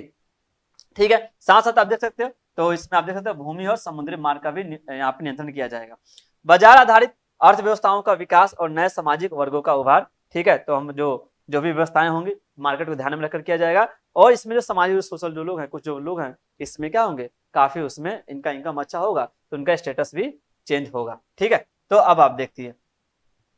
ठीक है, तो आपने हम बता दिया, तो इसका कंक्लूजन हम क्या लिख सकते हैं, न्यू सोशल क्लासेस जो है इसका इमरजेंस होगा, लिख सकते हैं कंक्लूजन में कि urbanisation in the 6th century BC was a transformative period. ये क्या था, एक ये बदलाव वाला काल था। ठीक है, जिसमें चेंज देखने को मिला। ठीक है, now and laying the ground work for the first empires in India such as the modern empire and reshaping the socio economic and political structure. ठीक है, तो आपको मालूम है इस समय जो मगध पे जो शासन जो था किसका था, मौर्य साम्राज्य का था, और मौर्य साम्राज्य है कितनी मजबूत थी आगे पता चलता है। ठीक है, तो आपको मालूम है एक क्या था, बोल सकते हैं इसको कि नगर उस समय जो छठी जो शताब्दी थी, एक ये रूपांतरण का दौर था, रूपांतरण मतलब ट्रांसफॉर्मेशन का दौर था। ठीक है, और मालूम है जिसने भारत में पहले साम्राज्य, और पहला साम्राज्य कौन बोले तो मौर्य साम्राज्य। ठीक है, मौर्य साम्राज्य की नींव रखी और सामाजिक आर्थिक और राजनीतिक संरचनाओं को नया रूप दिया। ठीक है, आप हमें कमेंट सेक्शन में बताइए कि मौर्य साम्राज्य के संस्थापक कौन थे। ठीक है, फाउंडर ऑफ मॉडर्न एम्पायर। ठीक है, अब हम आते हैं नेक्स्ट सवाल, चौथा सवाल है कि how did the emergence of Mahajanapada contribute to the rise of Magadha as a powerful empire. ठीक है, नाउ तो इसमें साफ साफ पूछा जा रहा है। ठीक है, कि जो महाजनपद जो जैसे महाजनपदों में जो मगध महाजनपद जो था ये सबसे ज्यादा स्ट्रॉन्ग महाजनपद था, इसके पीछे का क्या रीजन है। ठीक है, तो इसमें आप बता सकते हैं कि महाजनपदों के उदय में मगध महाजनपद के रूप में एक शक्तिशाली साम्राज्य के उदय में किस प्रकार मदद की। ठीक है ना, तो इसमें हम बता सकते हैं साफ साफ कि जो ये इंट्रोडक्शन में कि महाजनपद वे कितने टोटल कितने थे, फैक्ट आप डाल सकते हैं कितने, 16 महाजनपद थे। ठीक है, कितने थे, 16 महाजनपद थे। ठीक है, and state that emerge during the 6th century BC, time period आप याद रखिएगा। ठीक है, 6th सेंचुरी BC में सारे देखने को मिलेंगे, अमंग दी जैसे कुछ मगध आ जाएंगे। अब मगध जो क्या था सबसे स्ट्रॉन्गेस्ट एंड पावरफुल था। ठीक है, जिसको जो उस समय जो था जिसको प्रशासन जो था मौर्य साम्राज्य का था, मौर्य साम्राज्य। ठीक है, तो हम आते हैं सबसे पहले। ठीक है, इसमें आप देख सकते हैं इसका जो ज्योग्राफिकल एडवांटेज क्यों जो था मगध जो था कितना पावरफुल था, सबसे ज्यादा क्यों था, तो इसका एक ना भौगोलिक इसको क्या मिलता है, लाभ मिलता है। क्या मिलता है ये देखिए, सबसे पहले ये जो क्या था जो फर्टाइल जो गंगा का जो एरिया है, जो मैदान है वहां पे था। ठीक है, तो आपको मालूम है एक तो जमीन जो भूमि है वो फर्टाइल है, तो उस कृषि उत्पादन क्या होगा, काफी अच्छा होगा। साथ ही साथ भाई पानी की भी उपलब्धता मिलेगी, तो वहां पे जो क्या होगा, जो वाटर जो ट्रांसपोर्ट होगा वो भी आपको अच्छा खासा होगा। ठीक है, मालूम है, तो यहाँ पे इससे क्या होगा, इनका प्रोडक्शन काफी अच्छा खासा होगा। नेचुरल बैरियर जैसे लाइक रिवर एंड प्रोटेक्शन, जो नदी जो है उनको क्या करेगी, एक बैरियर काम करेगी, कोई भाई अटैक करने आएगा तो उतना ज्यादा उसको सहूलियत नहीं मिलेगी, उसको कहीं ना कहीं समस्याओं का सामना करना पड़ेगा। तो इसको जो एक सुरक्षा कवच की तरह काम करता है, कौन, जो ये जो नदी है उसकी बात हो रही है। नाउ इसका पॉलिटिकल फैक्टर देखिए, इसमें क्या होगा, एम्बिशियस रूरल। सवाल है कि इतना ज्यादा जो ये जो मगध जो मजबूत जो था इसके पीछे क्या वजह था, तो राजा जो थे ये इनका क्या था, इनका एम्बिशन था कि भाई हमें पूरे अपने साम्राज्य को क्या करना है, विस्तार करना है। तो इसमें आप देख सकते हो तो राजा एम्बिशियस होते, जैसे बिंबिसार हो गया, अजातशत्रु हो गया, इन्होंने क्या किया, मगध के पावर को काफी ज्यादा स्ट्रॉन्ग किया। ठीक है, नाउ आते हैं strategic alliances and military conquest expanded the territory. ठीक है, ये लोग पूरी तरह से क्या किए, स्ट्रेटेजिक संधि किए। ठीक ना, और साथ साथ मिलिट्री कॉन्क्वेस्ट, ठीक है, मिलिट्री भी इनका काफी ज्यादा स्ट्रॉन्ग था। ठीक है, तो आप यहाँ पे देख सकते हैं, तो इसमें राजनीतिक गठबंधन किए, किसी किसी से साइड साइड से जो भी होगा राजा होगा, जो आसपास के राजा थे है ना, उनसे मिलकर भी, एंड सैन्य विजय से राज्य का इन्होंने क्या किया, एक्सपेंड किया, इनको जो है इनका विस्तार किया। ठीक है। आर्थिक शक्ति की बात करें तो आप देख सकते हैं व्यापार मार्गों और संसाधनों पर भी नियंत्रण इनका रहा, जितने भी ट्रेड रूट था इसके ऊपर इनका कंट्रोल रहा, ठीक है। रिसोर्स था इसके ऊपर भी कंट्रोल रहा, तो इनको पता था कि हमें इनको कहाँ किस रिसोर्स का इस्तेमाल कैसे और कहाँ, ठीक है, और कब करना है ना। कर व्यवस्था और राजस्व प्रणाली, यहाँ के आप देख सकते हैं जो टैक्स सिस्टम जो था, ठीक है, और जो रेवेन्यू सिस्टम जो था इनका काफी वो भी अच्छा था ना। सांस्कृतिक और धार्मिक कारक आप देखिए, तो आपको मालूम है ये मजबूत हुआ और इतना एक्सपेंड हुआ, इसके पीछे का मेन वजह क्या था, ये था यहाँ पे सांस्कृतिक और धार्मिक कारण। जैसे आपको मालूम है कि भाई बौद्ध धर्म और जैन धर्म का समर्थन कर बौद्धिकों और व्यापारियों को आकर्षित किया, ठीक है। मालूम है कि बौद्ध धर्म के प्रति आपको मालूम है बहुत सारे देश क्या हुआ, आकर्षित हुए, और अशोक ने क्या किया, बौद्ध धर्म का प्रचार प्रसार किया। इसमें मालूम है एक जेन्युइन लगा लोगों को, तो लोग इसके तरफ क्या हुए, आकर्षित हुए, ठीक है। और इस तरह से क्या होगा, इसका विस्तार होगा।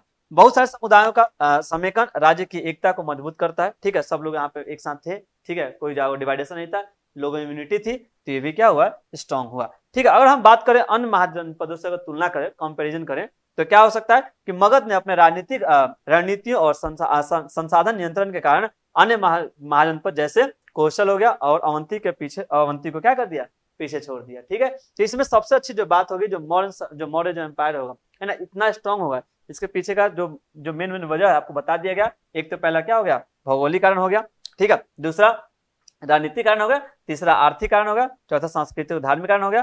तो आप देख सकते हैं और खास करके दो चीजों पर इन्होंने क्या किया, रणनीतियां इनकी काफी अच्छी रही, ठीक है, और संसाधन पे लोग क्या रखे, नियंत्रण रखे, ठीक है। इसलिए बाकी के कंपेरिजन में ये काफी अच्छा रहा। आपको साफ साफ इंट्रोडक्शन कंक्लूजन में साफ साफ लिख सकते हैं कि मगध का उदय उसकी भौगोलिक वर्ड देखिए, ठीक है, ज्योग्राफिकल, ठीक है, पॉलिटिकल, राजनीतिक और आर्थिक ताकतों का परिणाम है, जिसे मौर्य साम्राज्य के रूप में भारत में पहला साम्राज्य स्थापित किया, ठीक है। तो ये आपको यहाँ से बता दिया गया, तो आप देख लेना, ठीक है। तो इसमें हमने एक फिर से बताते हैं, इकोनॉमिक स्टैंड बता देना, कल्चर और रिलीजियस फैक्टर बता देना, ठीक है। कंपैरिजन विद द अदर में आपको बता देना कि भाई इन लोगों में दो चीज काफी खास रहा, कंट्रोल, ठीक है, रिसोर्स पे, और यहाँ पे स्ट्रेटेजिक पॉलिसी, ठीक है। तो यहाँ पे आप ये सब बता सकते हो। तो कंक्लूजन लिख सकते हो कि ज्योग्राफिकल, पॉलिटिकल और इकोनॉमिक स्टैंड काफी इनकी ज्यादा थी, ठीक है। अब हम आते हैं, ठीक है, अगला जो सवाल है, पांचवा सवाल, ठीक है। पांचवें सवाल में आपसे पूछा गया कि analyse the significance of the अर्थशास्त्र, ठीक है। अर्थशास्त्र आपको मालूम है इसका महत्व क्या है, अर्थशास्त्र आपको मालूम है जो कौटिल्य के द्वारा लिखा गया है, ठीक है। इसको तो अर्थशास्त्र जो है मॉडर्न एडमिनिस्ट्रेशन को समझने में कैसे मदद करता है, यानी कहीं ना कहीं अर्थशास्त्र में इस बात का जिक्र है कि मॉडर्न साम्राज्य जो है ये चलता कैसे था, यहाँ का प्रशासन कैसे था, ठीक है ना, यहाँ की प्रशासनिक व्यवस्था क्या थी, इसके बारे में बताया। तो हम सबसे पहले इनको हम बताएंगे, इंट्रोडक्शन देंगे, फैक्ट देंगे, इंट्रोडक्शन कि जो अर्थशास्त्र जो है ये किसके द्वारा लिखा गया है, चाणक्य को हम लोग क्या कहते हैं, कौटिल्य कहते हैं, ठीक है। और ये यहाँ पे seminal text on state craft, जो कि वहां के राज्य के बारे में बताता है, एडमिनिस्ट्रेशन, वहां के प्रशासन के बारे में बताता है, ठीक है ना। किस समय की बात हो रही है, मॉडर्न एम्पायर की। सबसे पहले हम बात करते हैं कि ये इसमें जो है ये फोकस करता है किसके ऊपर, यहाँ के प्रशासनिक व्यवस्था के ऊपर। इस किताब में हमें वहां की जो प्रशासनिक जो व्यवस्था है उसके बारे में पता चलते हैं, ठीक है। बताता है कि ये जो है सेंट्रलाइज यहाँ पे गवर्नेंस था, ठीक है, केंद्रित जो वहाँ पे शासन जो चलता था, ठीक है। और यहाँ पे खास करके जो किंग हो गए, ठीक है, जो मिनिस्टर हो गए, और जो ये जो जासूस हो गए, इनकी भूमिका काफी अच्छी रहती थी, ठीक है। यहाँ पे राजस्व और कर वसूली भी होता था, ठीक है। अगर हम बात करें तो रेवेन्यू सिस्टम आप देख सकते हैं, ठीक है, इसमें एक मिनट, हाँ, रेवेन्यू और जो क्या टैक्सेशन, लैंड टैक्स हो गए, ट्रेड ड्यूटी लोग ये यहाँ लोग लेते थे, रिसोर्स मैनेजमेंट काफी अच्छा था।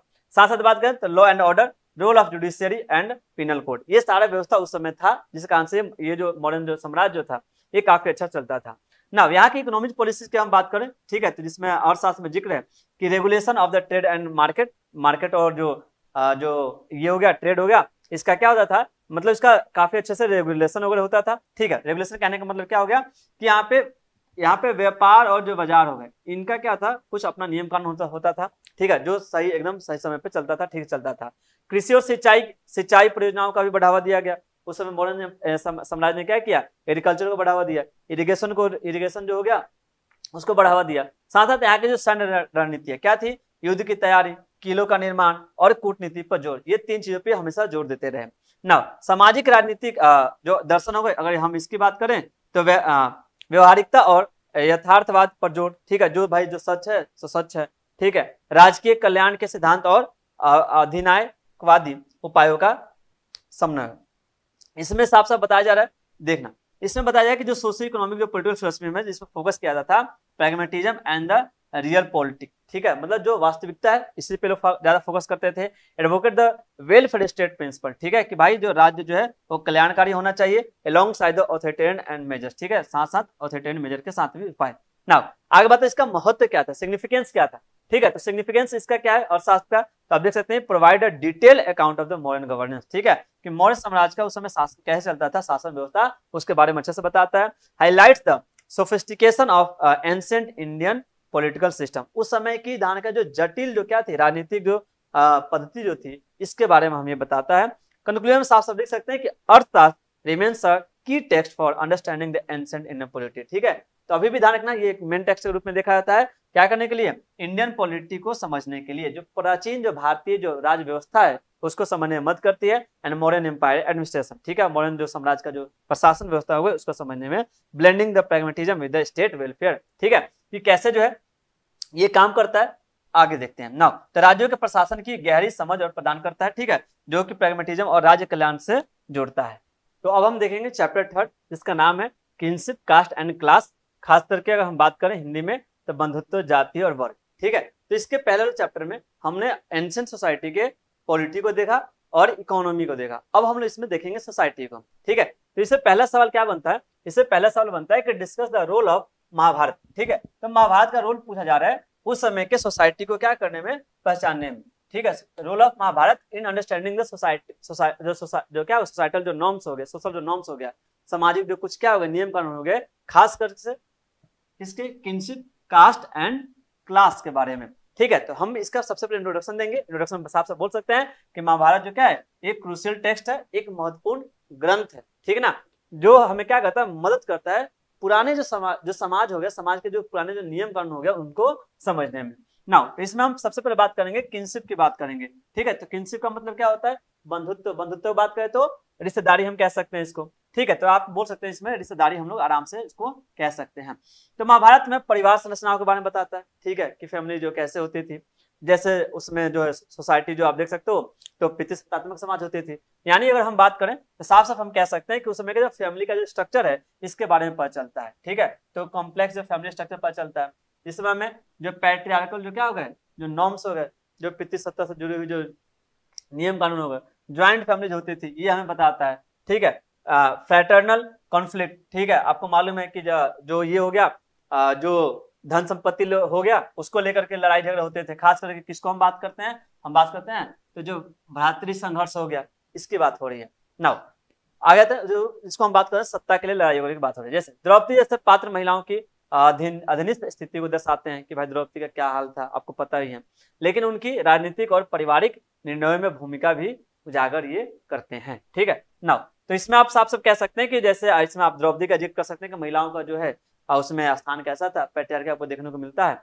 नाउ तो women like Draupadi highlight the subordinate status of the women, ठीक है, कि महिलाओं का जो स्थान जो था वो मेल के क्या था, नीचे था, and also their agency in the shaping the familial and the political outcome से बताता है। बात करें हम कास्ट की, ठीक है, तो हम किनशिप की बात कर ली, किनशिप में आपको मालूम है साफ साफ बताता है, फिर से बताते हैं कि फैमिली का स्ट्रक्चर कैसा था, पहला पॉइंट डाल देना, दूसरा पैट्रियार्कल नॉर्म्स था उसमें, या बता सकते हैं, तीसरा जो फैमिली जो था उसमें ज्वाइंट फैमिली होती, संयुक्त परिवार होता था, ठीक है, काफी कई बार सत्ता को लेकर लड़ाई भी होता था भाई वगैरह, जैसे आपने देखा पांडव और कौरव की बात हो रही है ना। इसमें आप बात सकते हैं कि महिलाओं का स्थान जो था दूसरा स्थान था, ठीक है, क्योंकि सोसाइटी अपने आप में पैट्रियार्कल थी। इसका कास्ट के बारे में महाभारत हमें क्या बताता है, तो बताता है the text reflect the varna system, ठीक है, इसमें वर्ण सिस्टम की बात होती है, वर्ण व्यवस्था की बात होती है, एंड द एसोसिएटेड धर्म and the duty of the each cast, ठीक है, हर एक जो कास्ट है उसका जो है धर्म क्या है, ठीक है, यानी कहने मतलब उसका जो कर्तव्य क्या है, ड्यूटी क्या है, इसका भी उसमें जिक्र किया गया है। कैरेक्टर लाइक अपने एकलव्य का नाम सुना होगा, जो निषाद था, ठीक है ना, जो ट्राइबल था, जो जंगलों में रहता था, and the Karna challenge the caste based discrimination, ये दोनों लोग क्या करते हैं, जो जातीय आधारित जो भेदभाव है इसको ये लोग चुनौतियां देते हैं, चैलेंज करते हैं, and show casing the rigidity and the consequence of the system, और दिखाते हैं कि भाई ये जो कास्ट सिस्टम जो था अपने आप में कितना कठोर था, ठीक है ना, इसका क्या परिणाम देखने को मिलता था, ठीक है। अब हम बात करें क्लास हो गया, वर्ग की बात हो रही है, ठीक है, तो उस वर्ग में हम बात करें क्षत्रिय जो लोग हो गए उनका क्या था, इनका डोमिनेंस होता था, evident and as a ruler and warrior play a central role. ये लोग बताते हैं कि जो वर्ण व्यवस्था जो है ये क्या है, एक दैवीय व्यवस्था है, जिसमें ब्राह्मण जो है, ठीक है, सबसे टॉप पे रहेगा, उसके नीचे क्षत्रिय रहेगा, उसके नीचे वैश्य रहेगा, उसके नीचे शूद्र रहेगा। ठीक है, तो आप इसमें देख सकते हैं जो क्षत्रिय जो होता था भाई वो काफी पावरफुल होता था, राजा वही बनेगा। ठीक है, जो योद्धा वो था उसका इसका सेंट्रल रोल होगा, इसमें देखने को मिलता है ना। यानी क्षत्रिय वर्ग का वर्चस्व स्पष्ट है, क्योंकि शासक और जो होगा योद्धा कौन होता था, खास करके ये लोग इसकी भूमिका निभाते थे। ठीक है, धन और शक्ति से सामाजिक स्थिति तय होती थी, कि जिसके पास जितना क्या होगा धन होगा, जिसके पास जितना पावरफुल होगा, उसका समाज में उसका स्टेटस क्या रहेगा वो डिसाइड करता था। जैसे हस्तिनापुर के सिंहासन के लिए मालूम है लड़ाई हो रहा था कौरव पांडवों के बीच में। महाभारत जो क्या होगा इन्वॉल्विंग सामाजिक मूल्य और धार्मिक शक्ति तथा नैतिकता के परस्पर संबंध को उजागर करता है। यानी कहने का मतलब साफ साफ इसमें बताया जाए कि महाभारत जो बताता है किसके बारे में, उस समय के सोशल वैल्यूज के बारे में बताता है। ठीक है, सामाजिक जो कुछ वैल्यूज क्या थे। ठीक है, इंटरप्ले द धर्म का क्या रोल होता था, पावर सत्ता के बारे में बताता है महाभारत, हमें बताता है मोरालिटी नैतिकता के बारे में बताता है। ठीक है ना, and critical of understanding the early Indian society. ठीक है, और ये हमें जो प्राचीन जो भारतीय इतिहास है इसको समझने में मदद करता है। ठीक है, अब हम आते हैं इसका दूसरा जो सवाल बनेगा। दूसरा सवाल साफ साफ आप देख सकते हैं कि analyse the relationship between the varna and जाति। वर्ण और जाति में क्या रिलेशन होता था, ये आपका सवाल हो सकता है कॉम्पिटेंसी बेस्ड सवाल बन जाए। ठीक है, तो वर्ण और जाति में आपसे पूछा जा रहा है क्या, रिलेशनशिप पूछा जा रहा है in the early Indian society. दूसरा सवाल पूछा है कि how did this relationship evolve over the time, ये धीरे धीरे कैसे ये इवॉल्व हुआ, कैसे ये देखने को मिला। तो हम इसका आपको मालूम है, तो वर्ण सिस्टम के सबसे पहले हम बात करें तो वर्ण सिस्टम के बारे में हम जिक्र करेंगे दोनों के बारे में। तो वर्ण सिस्टम जो था तो एक theoretical division of the society था, सोसाइटी को क्या किया था, बंटवारा किया गया था मालूम है। ठीक है, ब्राह्मण क्षत्रिय वैश्य और क्या हो गया शूद्र के बारे में इंटू 4 कर दिया गया, ब्राह्मण क्षत्रिय वैश्य शूद्र। ठीक ना, और किसके अनुसार, एज पर द ऋग्वेद वेद के अनुसार। ठीक है, नाउ दूसरी बात करें, ये अपने आप में क्या था, हायरार्किकल था। ठीक है, क्रमानुसार चलता था भाई, यहाँ पे टॉप टू बॉटम अप्रोच आप देख सकते हैं, कोई टॉप पे रहेगा, कोई इसके नीचे रहेगा, कोई इसके नीचे रहेगा। And based on the occupation, ये आपके काम पर आधारित था और रिचुअल प्योरिटी के आधार पर। ठीक है, तो धार्मिक जो क्या होगी आपकी जो पवित्रता होगी, ठीक ना, उसके उस पर आधारित है। यानी साफ साफ कह सकते हैं कि पहली बात ध्यान रखना कि चार समूह में था, ब्राह्मण क्षत्रिय वैश्य शूद्र, यह जागो कर्म पे और शुद्धता पर यह आधारित होती थी। ठीक है ना, नव इसमें हम देख सकते हैं कास्ट सिस्टम जो है, ठीक है, जाति सिस्टम में साथ बोल रहे कास्ट सिस्टम बताया गया है। ओवर द टाइम वर्ण सिस्टम बिकेम मोर कॉम्प्लेक्स, जब वर्ण सिस्टम बहुत कॉम्प्लेक्स हो गया आपको मालूम समय के अनुसार, एंड इसके कारण क्या हुआ बहुत सारे जातियां उसके बाद सब जातियां भी देखने को मिलती है। सब जातियां मतलब सब कास्ट। ठीक ना, एंड जो कास्ट हो गए based on the specific occupation, का कुछ जो अपना अपना जो कार्य होता था उस पर आधारित होती थी, और साथ साथ जो लोकल प्रैक्टिसेज होती थी, हर एक जाति की अपनी अपनी कुछ जो प्रथाएं होती थी। ठीक है, इंडोगेमी होता था मालूम है, and reflecting the greater social stratification, और काफी ज्यादा क्या करता है सोसाइटी में विभाजन को दिखाता है। नाउ इवोल्यूशन कैसे हुआ बोल सकते हैं, the rigidity of the varna and the jati system increase during the later Vedic period.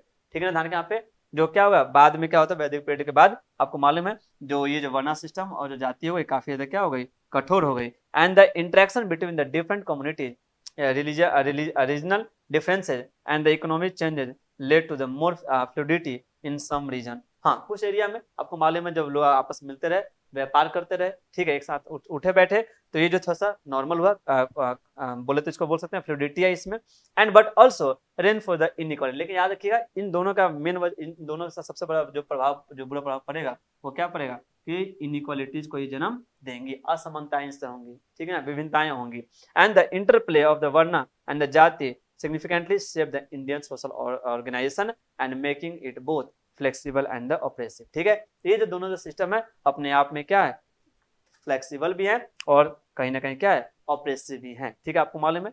ठीक है, निचले जो लोग हैं उनके साथ जो तरह तरह क्या होते हैं भेदभाव होते हैं, हर जगह देखने को मिलते हैं।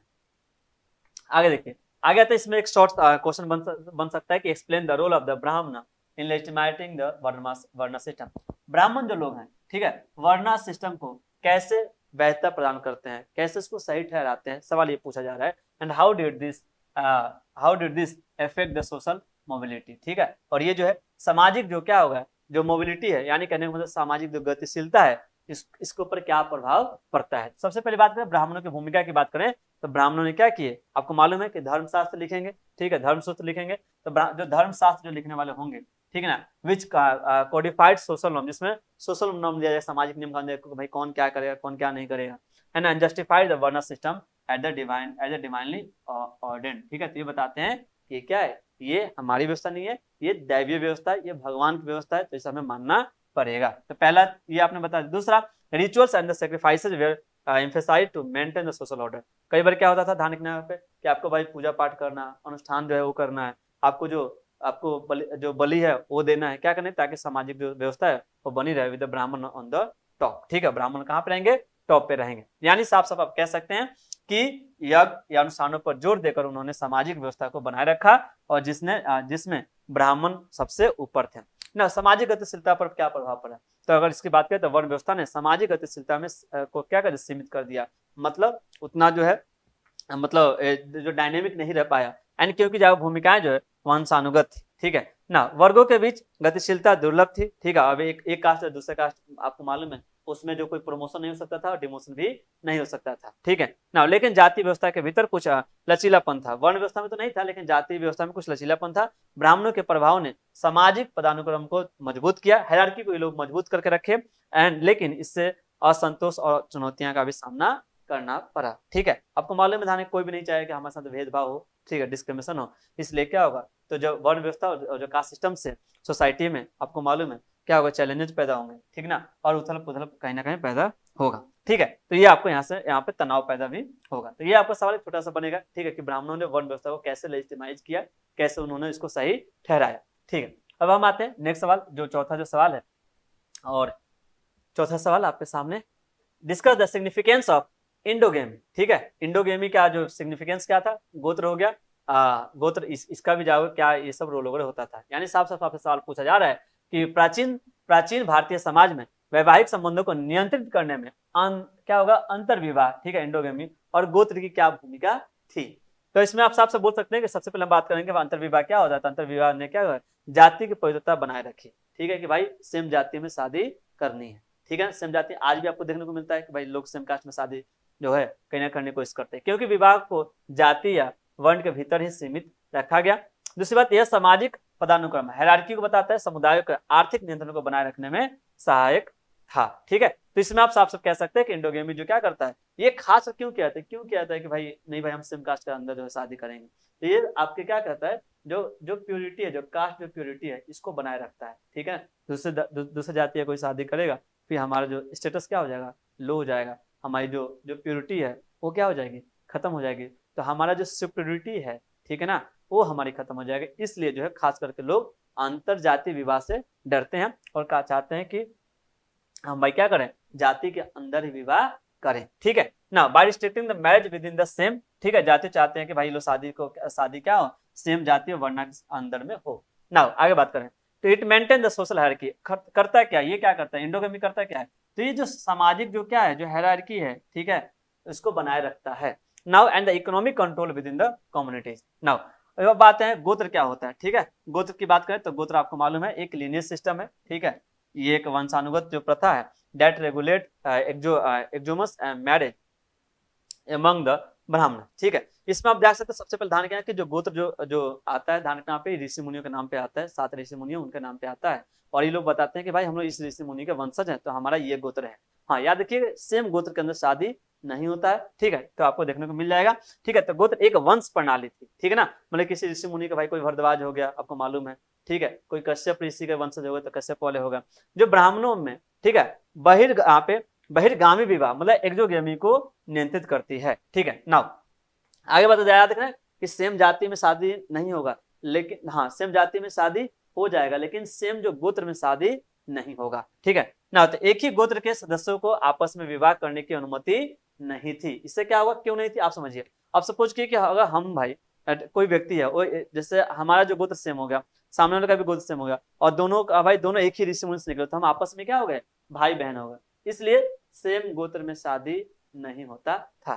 ठीक, आई थिंक आपको समझ में आ गया होगा। नाउ अंतर विवाह और गोत्र विवाह को नियंत्रित करने के कठोर नियम कानून भी थे। ठीक है, जो वंश जाति और समुदाय की पहचान बनाए रखने के लिए बनाए गए थे। तो आपने देख लिया यहाँ पे जो इंडोगेमी हो गया और जो गोत्र हो गया, दोनों का क्या रोल है। तो ठीक है, दोनों का आप देख सकते हैं दोनों में क्या किया जा रहा है, खास करके ध्यान रखा जाता है कि हमारी जो प्योरिटी बनी रहे, हमारी जो हायरार्की जो है ये बनी रहे। ठीक है, तो ये आपका चौथा सवाल। अब हम आते हैं पांचवें सवाल पे। पांचवें सवाल पूछा गया कि how did the emergence of the agriculture and the settled life influence the social hierarchy of caste and class. ठीक है, यानी सवाल साफ साफ आपसे पूछा जा रहा है कि कृषि और अस्थायी जीवन के विकास ने जाति और वर्ग की सामाजिक पदानुक्रम को कैसे प्रभावित किया। तो सबसे पहले हम आते हैं एग्रीकल्चर की, यहाँ पे जो खेती की जो भूमिका है, रोल ऑफ एग्रीकल्चर क्या था, इसने कैसे जो है कास्ट और क्लास हायरार्की को बना करके रखा।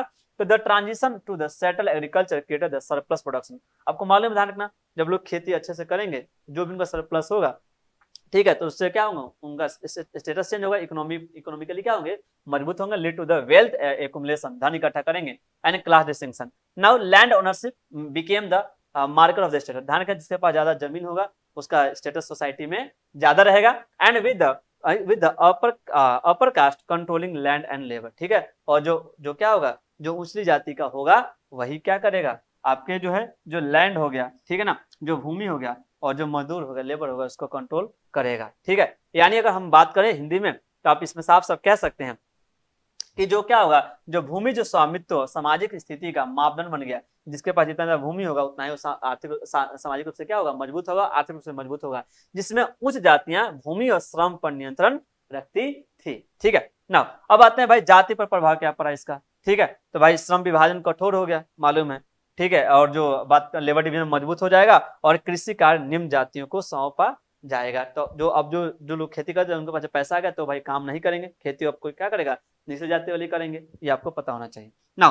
तो आपको मालूम है शुद्धता के नियमों ने श्रमिकों और कारीगरों को हाशिए पर धकेल दिया। आपको मालूम है, बोला कि भाई प्योरिटी मेंटेन होनी चाहिए, तो भाई ये लोग जो क्या होगा, मेन स्ट्रीम में नहीं रहेंगे, ये कहाँ पे रहेंगे, किनारे पे रहेंगे। ठीक है, क्यों, क्योंकि आपको मालूम है अनटचेबल्स वाली भावना है, निचले कास्ट के हैं, तो इनसे भाई जिसके कारण क्या होगा, ये जो कारीगर हो जाएंगे और जो लेबर हो जाएंगे वो बेचारे किनारे पे चले जाएंगे। यानी कृषि और अस्थायी जीवन ने जाति और वर्ग की असमानताओं को और गहरा कर दिया। तो आप देख सकते हैं, आपको मालूम है कृषि जिसके पास जमीन ज्यादा होगा, उत्पादन ज्यादा होगा और ज्यादा मजबूत रहेगा, तो आपको मालूम है एक क्या होगा, सोसाइटी में एक गैप देखने को मिलेगा, गैप काफी ज्यादा देखने को मिलेगा, जिससे आर्थिक भूमिकाओं और सामाजिक पदानुक्रम का घनिष्ठ संबंध बना है। ठीक है, तो आपको मालूम है इसमें साफ साफ बता दिया गया, जो भाई इसका जो इकोनॉमिकली स्ट्रांग होगा वो क्या होगा, सोशली भी स्ट्रांग होगा, और जब आपको मालूम है जब इकोनॉमिकली आप मजबूत होते हैं और तब फिर आप क्या सोशली भी स्ट्रांग हो जाते हैं, तो बाकी जो क्या सोसाइटी में जो लोगों के बीच में क्या आता है, गैप आ जाता है। ठीक है, इकोनॉमिक गैप के कारण से सोशल गैप भी देखने को मिलता है। ठीक है,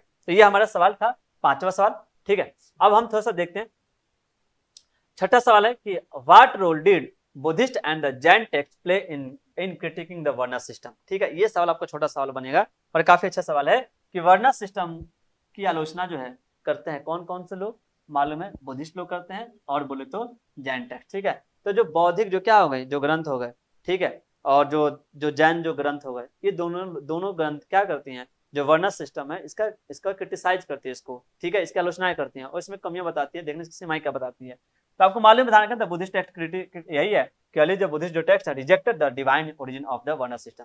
आपको मालूम है हिंदुइज्म में, आपको मालूम ब्राह्मण लोग बताते हैं कि जो वर्ण व्यवस्था है एक डिवाइन सिस्टम है, एक दैवीय व्यवस्था है, इसको हमने नहीं बनाया, भगवान ने बनाया हुआ है। ये लोग बोलते हैं कि नहीं, ये हम नहीं मानते हैं, इस चीज को हम क्या करते हैं, रिजेक्ट करते हैं कि क्या कि वर्ण सिस्टम क्या है, डिवाइन है, ये हम इस बात को नहीं मानते हैं। नाउ दूसरी बात, Buddha emphasised the ethical conduct and the personal merit over the birth based status. आपको मालूम है, जैसे आपको मालूम है वर्ण सिस्टम जो है जन्म के आधार पे होता है। ठीक है, जन्म के आधार पे आपको मालूम है कि भाई अगर हम इस वर्ण सिस्टम में जन्म लिए हैं तो भाई मेरा जो है ऑक्यूपेशन अलग होगा, बाकी चीज अलग है। इस चीज से भी क्या करते हैं, जो बुद्धा जो है इस चीज से मना करते हैं। ठीक है, और ये बताते हैं कि जो वर्ण व्यवस्था जो है वो जो जन्म के आधार पर ना होकर के ये नैतिक आचरण व्यवहार के आधार पर होना चाहिए। ठीक है, व्यक्तिगत जो योग्यता जो, ठीक है, आपकी जो कैपेबिलिटी है, जो पर्सनल जो कैपेबिलिटी हो गई उसके आधार पर होना चाहिए। नाउ संघ ने समानता का स्थान प्रदान किया। आपको मालूम है जो बुद्धिस्ट जो क्या हो गए, जो संघ हो गए, ठीक है ना, जो मोनेस्ट्रीज हो गए, उन्होंने वहां पे इक्वालिटी देखने को मिलता है। ठीक है, हालांकि वहां पे भी कुछ हल्का फुल्का हायरार्की देखने को मिलेगा। ठीक है, तो ये क्या था हमारे, ये जो बौद्ध जो बुद्धिस्ट जो क्या हो गए, जो क्रिटिसिज्म आपको यहाँ से देखने को मिला। अब हम आते हैं जैन वाले क्या बोलते हैं, जैन क्रिटिसिज्म आपको देखने को मिलेगा। ठीक है, तो जैन वाले क्या बोलते हैं कि Jainism oppose the violence and exploitation, critique upper caste domination. ठीक है, तो जैनिज्म जो है ये साफ साफ ध्यान रखना, जो अपर क्लास के लोग जो क्या करते हैं, जो निचले क्लास को ऑप्रेस करते हैं, जो आपको मालूम उनके ऊपर अत्याचार करते हैं, एट्रोसिटीज करते हैं या अपना डोमिनेंस जो दिखाते हैं, है ना, इसका साफ साफ विरोध करता है। यानी जैन धर्म ने हिंसा और जो शोषण का विरोध किया है, ठीक है, और उच्च जाति के वर्चस्व को भी चुनौतियां दी हैं, ठीक है। नाउ उसने जो भौतिक धन के बजाय तपस्या को महत्व दिया है, किसने? जैन धर्म ने, ठीक है। जैन धर्म बोलता है कि भाई हम जो ये जो मटेरियल जो है इससे हमको कोई लेना देना नहीं है, आप इसमें क्या कीजिए, तपस्या को इसमें ज्यादा महत्व दिया है, जो वर्ग आधारित पदानुक्रम को चुनौती देता है। दोनों परंपराओं ने, आप कंक्लूजन लिख सकते हैं कि दोनों परंपराओं ने वर्ण व्यवस्था की नैतिक और सामाजिक खामियों को उजागर किया और वैकल्पिक नैतिक ढांचे प्रदान किए, ठीक है। इन दोनों ने क्या बोला कि जो वर्ण व्यवस्था जो है ये अपने आप में कहीं ना कहीं नैतिक नहीं है, सामाजिक नहीं है, ठीक है, तो इसमें क्या होना चाहिए, इसमें बदलाव होना चाहिए, ठीक है। तो ये आप इसमें आप आराम से इसमें कंक्लूजन में आप यहाँ से लिख सकते हो। अब हम आते हैं नेक्स्ट चैप्टर। नेक्स्ट चैप्टर इसका नाम है थिंकर्स बिलीफ एंड बिल्डिंग्स, ठीक है, और ये हो गया विचारक, विश्वास और इमारतें, ठीक है। तो हम इसमें आते हैं, इसमें का सवाल क्या इंपॉर्टेंट सवाल बनता है एक बार हम ये देख लेते हैं, और ये भी उस समय की होगी 6th सेंचुरी BC से लेकर 6th सेंचुरी C तक होगी। नाउ इसमें पहला सवाल बनता है कि discuss the development in sculpture, ठीक है, and architecture associated with the rise of Vaishnavism and Shaivism. आपको मालूम है उस समय भक्ति परंपरा की बात हो रही है, जिसमें दो आएंगे, एक यहाँ पे शैविज्म आ जाएगा, ठीक है, और एक हो जाएगा वैष्णविज्म आ जाएगा। तो सवाल पूछा जा रहा है कि वैष्णववाद और शैववाद के उदय से संबंधित मूर्ति कला और वास्तुकला में हुए विकास पर चर्चा कीजिए। यानी हम बात करेंगे दो तीन चीजों फोकस रखेंगे। पहला अगर हम बात करें तो हमें इसका ध्यान रखना है कि इस समय में, ठीक है, जो क्या है, जो वैष्णववाद है और जो शैववाद है उस समय मूर्ति कला, ठीक है ना, आपको मालूम है, और वास्तुकला का कैसे विकास हुआ, ठीक है। तो आप देखिए यहाँ पे यानी साफ साफ आपको उस समय का स्कल्पचर और बोले तो आर्किटेक्चर की बात हो रही है। इंट्रोडक्शन में क्या लिख सकते हैं? इंट्रोडक्शन में हम साफ साफ लिख सकते हैं कि वैष्णविज्म एंड शैविज्म जो ब्रांचेज ऑफ हिंदुइज्म, ये क्या है, एक हिंदुइज्म का ये पार्ट है, ठीक है ना। तो आप देख सकते हैं and venerating the Vishnu and Shiva respectively. एक जो है वैष्णविज्म में विष्णु की पूजा हो जाती है, विष्णु को लोग मानते हैं, और शैविज्म में शिव को लोग मानने वाले होते हैं। Significantly influence the Indian sculpture and the architecture. इससे क्या हुआ, जो भारतीय जो मूर्ति कला हो गई, वास्तुकला हुई, ये उस समय काफी इसका इंप्रूवमेंट देखने को मिला, ठीक है, और उस समय काफी हर जगह ये सब चीज देखने को मिलता है। नाउ आगे बात करते हैं, सबसे पहले हम बात करेंगे टेम्पल आर्किटेक्चर, ठीक है। अब आप देख सकते हैं, ठीक है, तो जो मंदिर की जो क्या हो गई, जो वास्तुकला हो गई, वहां के जो कलाकृतियां हो गई, इनकी बात हो रही है। तो आप इसमें साफ साफ बोल सकते हैं कि भाई प्रारंभिक शुरुआती मंदिरों में एक छोटा, ठीक है, एक छोटा कमरा, ठीक है, जिसको हम लोग गर्भगृह होता था, जहां देवता की मूर्ति स्थापित की जाती थी, और समय के साथ इनमें ऊंचे शिखरों और बड़े हॉल का भी समावेश हुआ था। शुरू में आप देख सकते हैं, जब शुरू में जब मंदिर था तो उसमें एक छोटा सा कमरा होता था, ठीक है ना। बाद में फिर धीरे धीरे उसमें क्या होंगी, मूर्ति कला विकसित होंगी और तरह तरह की चीजें उसमें ऐड की जाएंगी, ठीक है। तो इसमें आप साफ साफ बोल सकते हैं इसमें क्या क्या ऐड किया जाएगा। जैसे आप देख सकते हैं इसमें ऐड किया जाएगा टावरिंग स्ट्रक्चर, जैसे यहाँ पे शिखर हो गया, ठीक ना, और जो सेंटर श्राइन हो जाएगा, बीच में मठ टाइप बनाया जाएगा, स्पेसियस हॉल बनाया जाएगा, ताकि लोग वहां पे किसके लिए, भक्तों के लिए। दूसरी बात करें तो रॉक कट टेम्पल, ठीक है, रॉक कट टेम्पल हो गया, इसको हम लोग साफ साफ बोलते हैं कि शैलकृत मंदिर, मतलब चट्टानों को काट करके मंदिर बनाने की प्रक्रिया वहां पे चलेगी। और उदाहरण के लिए आप देख सकते हैं एलोरा का जो कैलाशनाथ टेम्पल हो गया, आपको मालूम है कैलाशनाथ जो मंदिर है एलोरा में, ठीक है, तो आपको देखने को मिला। एलोरा बोले तो महाराष्ट्र में जो है। नाउ आगे बात करें यहाँ की मूर्ति कला कैसे होगी, तो देवताओं के विभिन्न रूपों में देवताओं को क्या किया जाएगा, अलग अलग रूप में चित्रित किया जाएगा।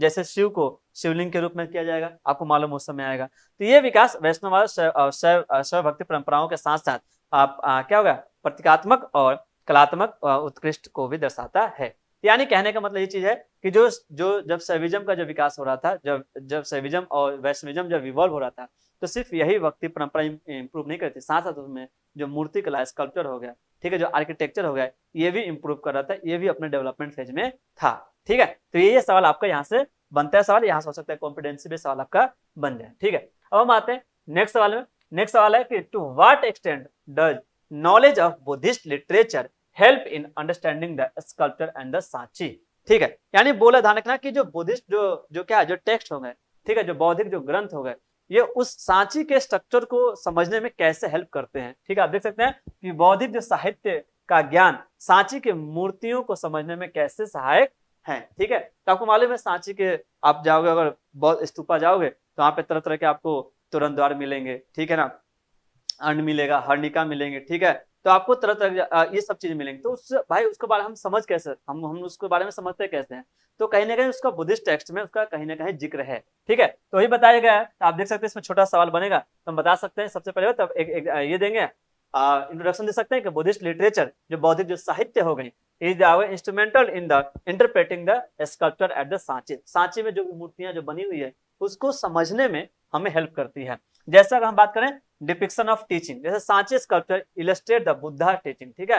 तो सांची जो स्तूपा जो हमें बताता है जो बुद्धा का जो क्या था, जो टीचिंग जो था, बुद्धा का जो उपदेश जो था उसके बारे में बताता है। Emphasising the themes like the transient nature of the life, और बताता है कि जो जीवन जो है क्षण भंगुर है, मतलब टेम्पररी है, ठीक है, एंड पाथ टू इनलाइटमेंट, ठीक है। और ये किसकी बात करता है, ये बात करता है इनलाइटमेंट की बात करता है, यानी साफ साफ कह सकते हैं कि सांची की मूर्तियां बुद्ध के उपदेशों को दिखाती है, ठीक है, और साथ ही साथ धारण क्या जैसे जीवन की अस्थिरता को भी दिखाती है और मोक्ष का मार्ग भी बताती है, ठीक है। नाउ अब आप हमें कमेंट सेक्शन में बताइए कि जो बुद्ध को जो इनलाइटमेंट जो प्राप्त हुआ था वो किस जगह पर हुआ था।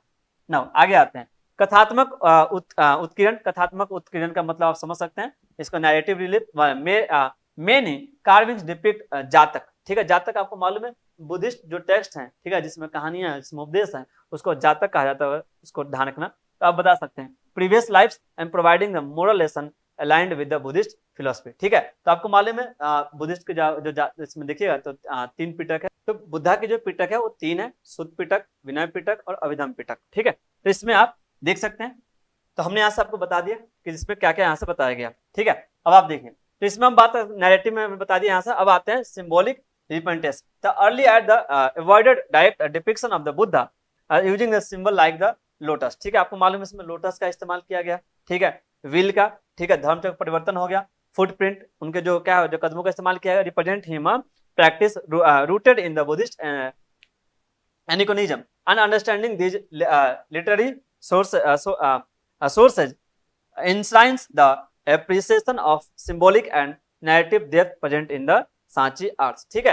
तो उनके जो आपको मालूम है जो कहीं चलता हुआ व्हील दिखाई देगा, कहीं लोटस दिखाई देगा, कहीं हाथी दिखाई देगा, ठीक है, कहीं पे आपको मालूम है जो सर्पेंट, ठीक है, नाग जो दिखाई देगा। तो ये क्या है बुद्धा के जीवन से कहीं ना कहीं सब चीज क्या हुई है जुड़ी हुई है, ठीक है। तो आप यहाँ से देख सकते हो। तो यह साहित्यिक स्रोत इन मूर्तियों की प्रतीकात्मकता और कथात्मक गहराई को समझने में मदद करती है, ठीक है। तो आप देख सकते हो कहीं पे बुक में अगर आप देखिएगा कहीं पे कमल का फूल मिलेगा, कहीं पे चक्र मिलेगा, ठीक है। आते हैं अगले नेक्स्ट सवाल पे।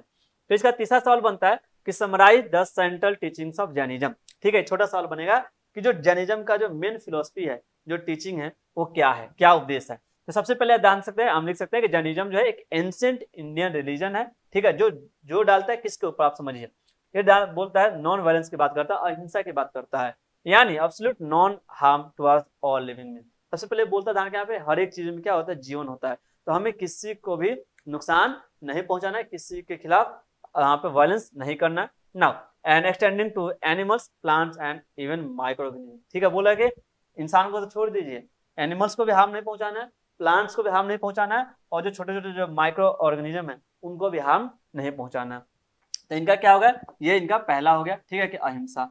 दूसरा हो गया मल्टीप्लिसिटी ऑफ ट्रूथ, ठीक है, यानी इसको हम बोलते हैं अनेकात्मक अनेकांतवाद, ठीक है। इसको बोलता है recognition of the multiple perspective and acknowledge and the complexity of the truth, ठीक है। यानी इसमें साफ साफ बोला जा रहा है कि भाई हमें एक चीज के जो अनेकांतवाद हो गया, इसका मतलब सत्य को विभिन्न दृष्टिकोण से हमें क्या करना है, समझना है। अब ये नहीं कोई एक आदमी कह दे कि हाँ भाई हम सत्य हैं, तो इसको एक ही उसको हर एक एंगल से क्या करना है, सत्य को हमें पहचानना है।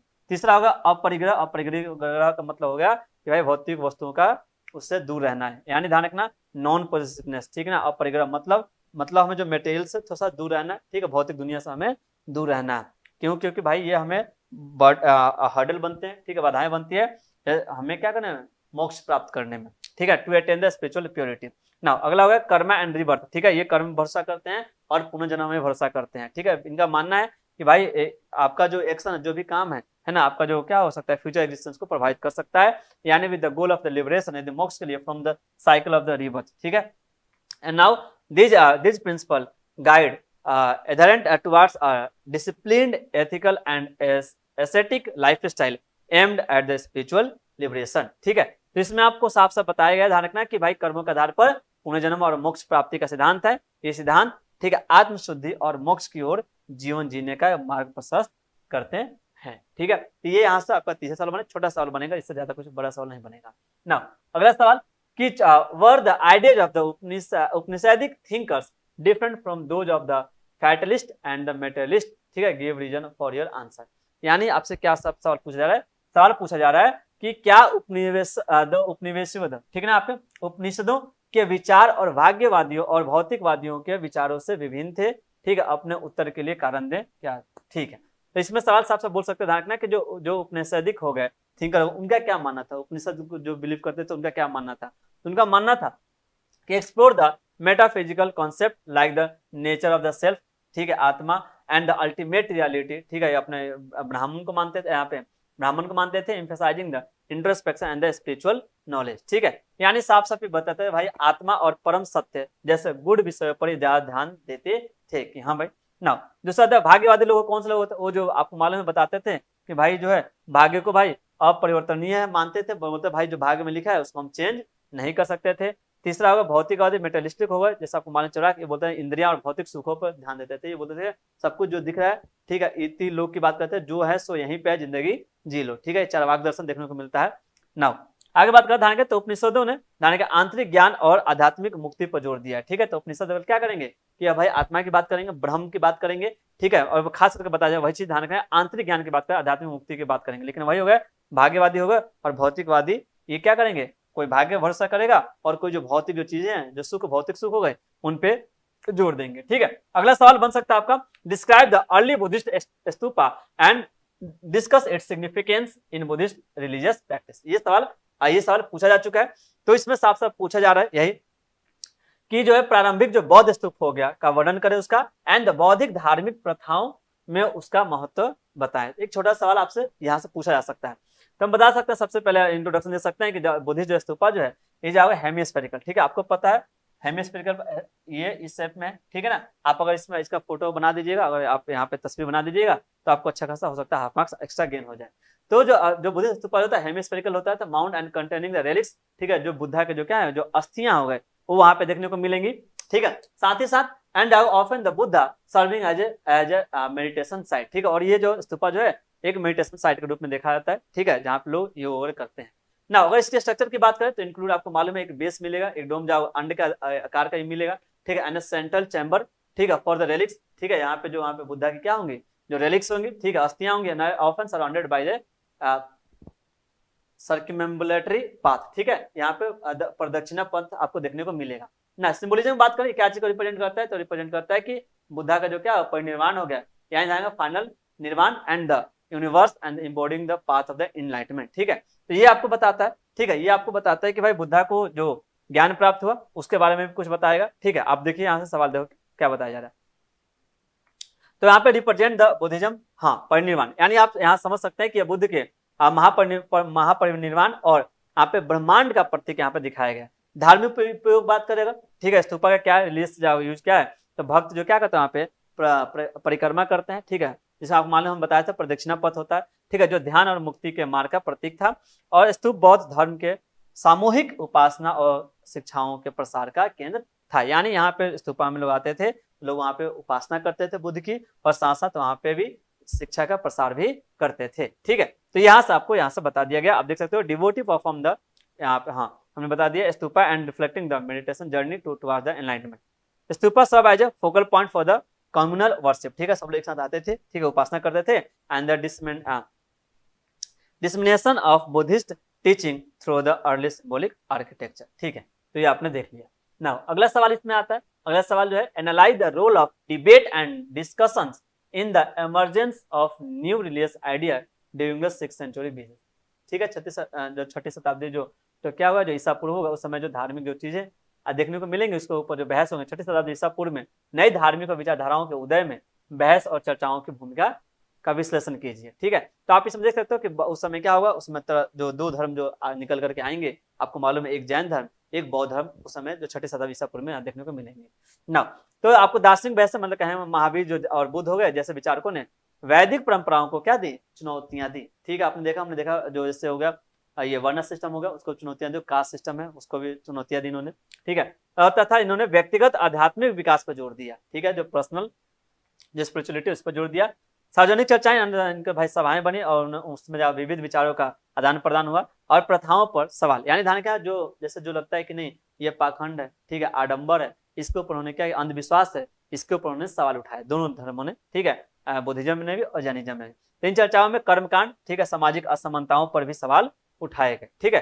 तो ये आपसे यहाँ से पूछा जा सकता है सारा का सारा, तो आप देख लीजिएगा। तो पहला होगा फिलोसफिकल डिबेट चलता है कि थिंकर्स महावीर बुद्धा हो गए, ये लोग क्या करेंगे, डायलॉग के रूप में चैलेंज करेंगे वैदिक ऑर्थोडॉक्सी को, ठीक है ना, जो कुंठापन है उसको। और भाई ये लोग पर्सनल स्पिरिचुअलिटी डेवलपमेंट की बात करेंगे। अब बात करेंगे लोग इकट्ठा होंगे, ठीक है, और वहाँ पे भाई वहाँ पे एक दूसरे के आइडिया को एक्सचेंज करेंगे, ठीक है, जिससे मालूम बहुत सारे लोग यहाँ पे समझेंगे एक दूसरे को। क्वेश्चनिंग अथॉरिटी डिबेट होगा भाई कि जो ये जो प्रैक्टिस जो परंपरा जो हायरार्की है इसके ऊपर भी सवाल उठाए जाएंगे। और खास कर जोर दी जाए कि हमारी सोसाइटी जो एक इगैलिटेरियन सोसाइटी का मतलब सोसाइटी बेस्ड ऑन इक्वालिटी, ठीक है ना।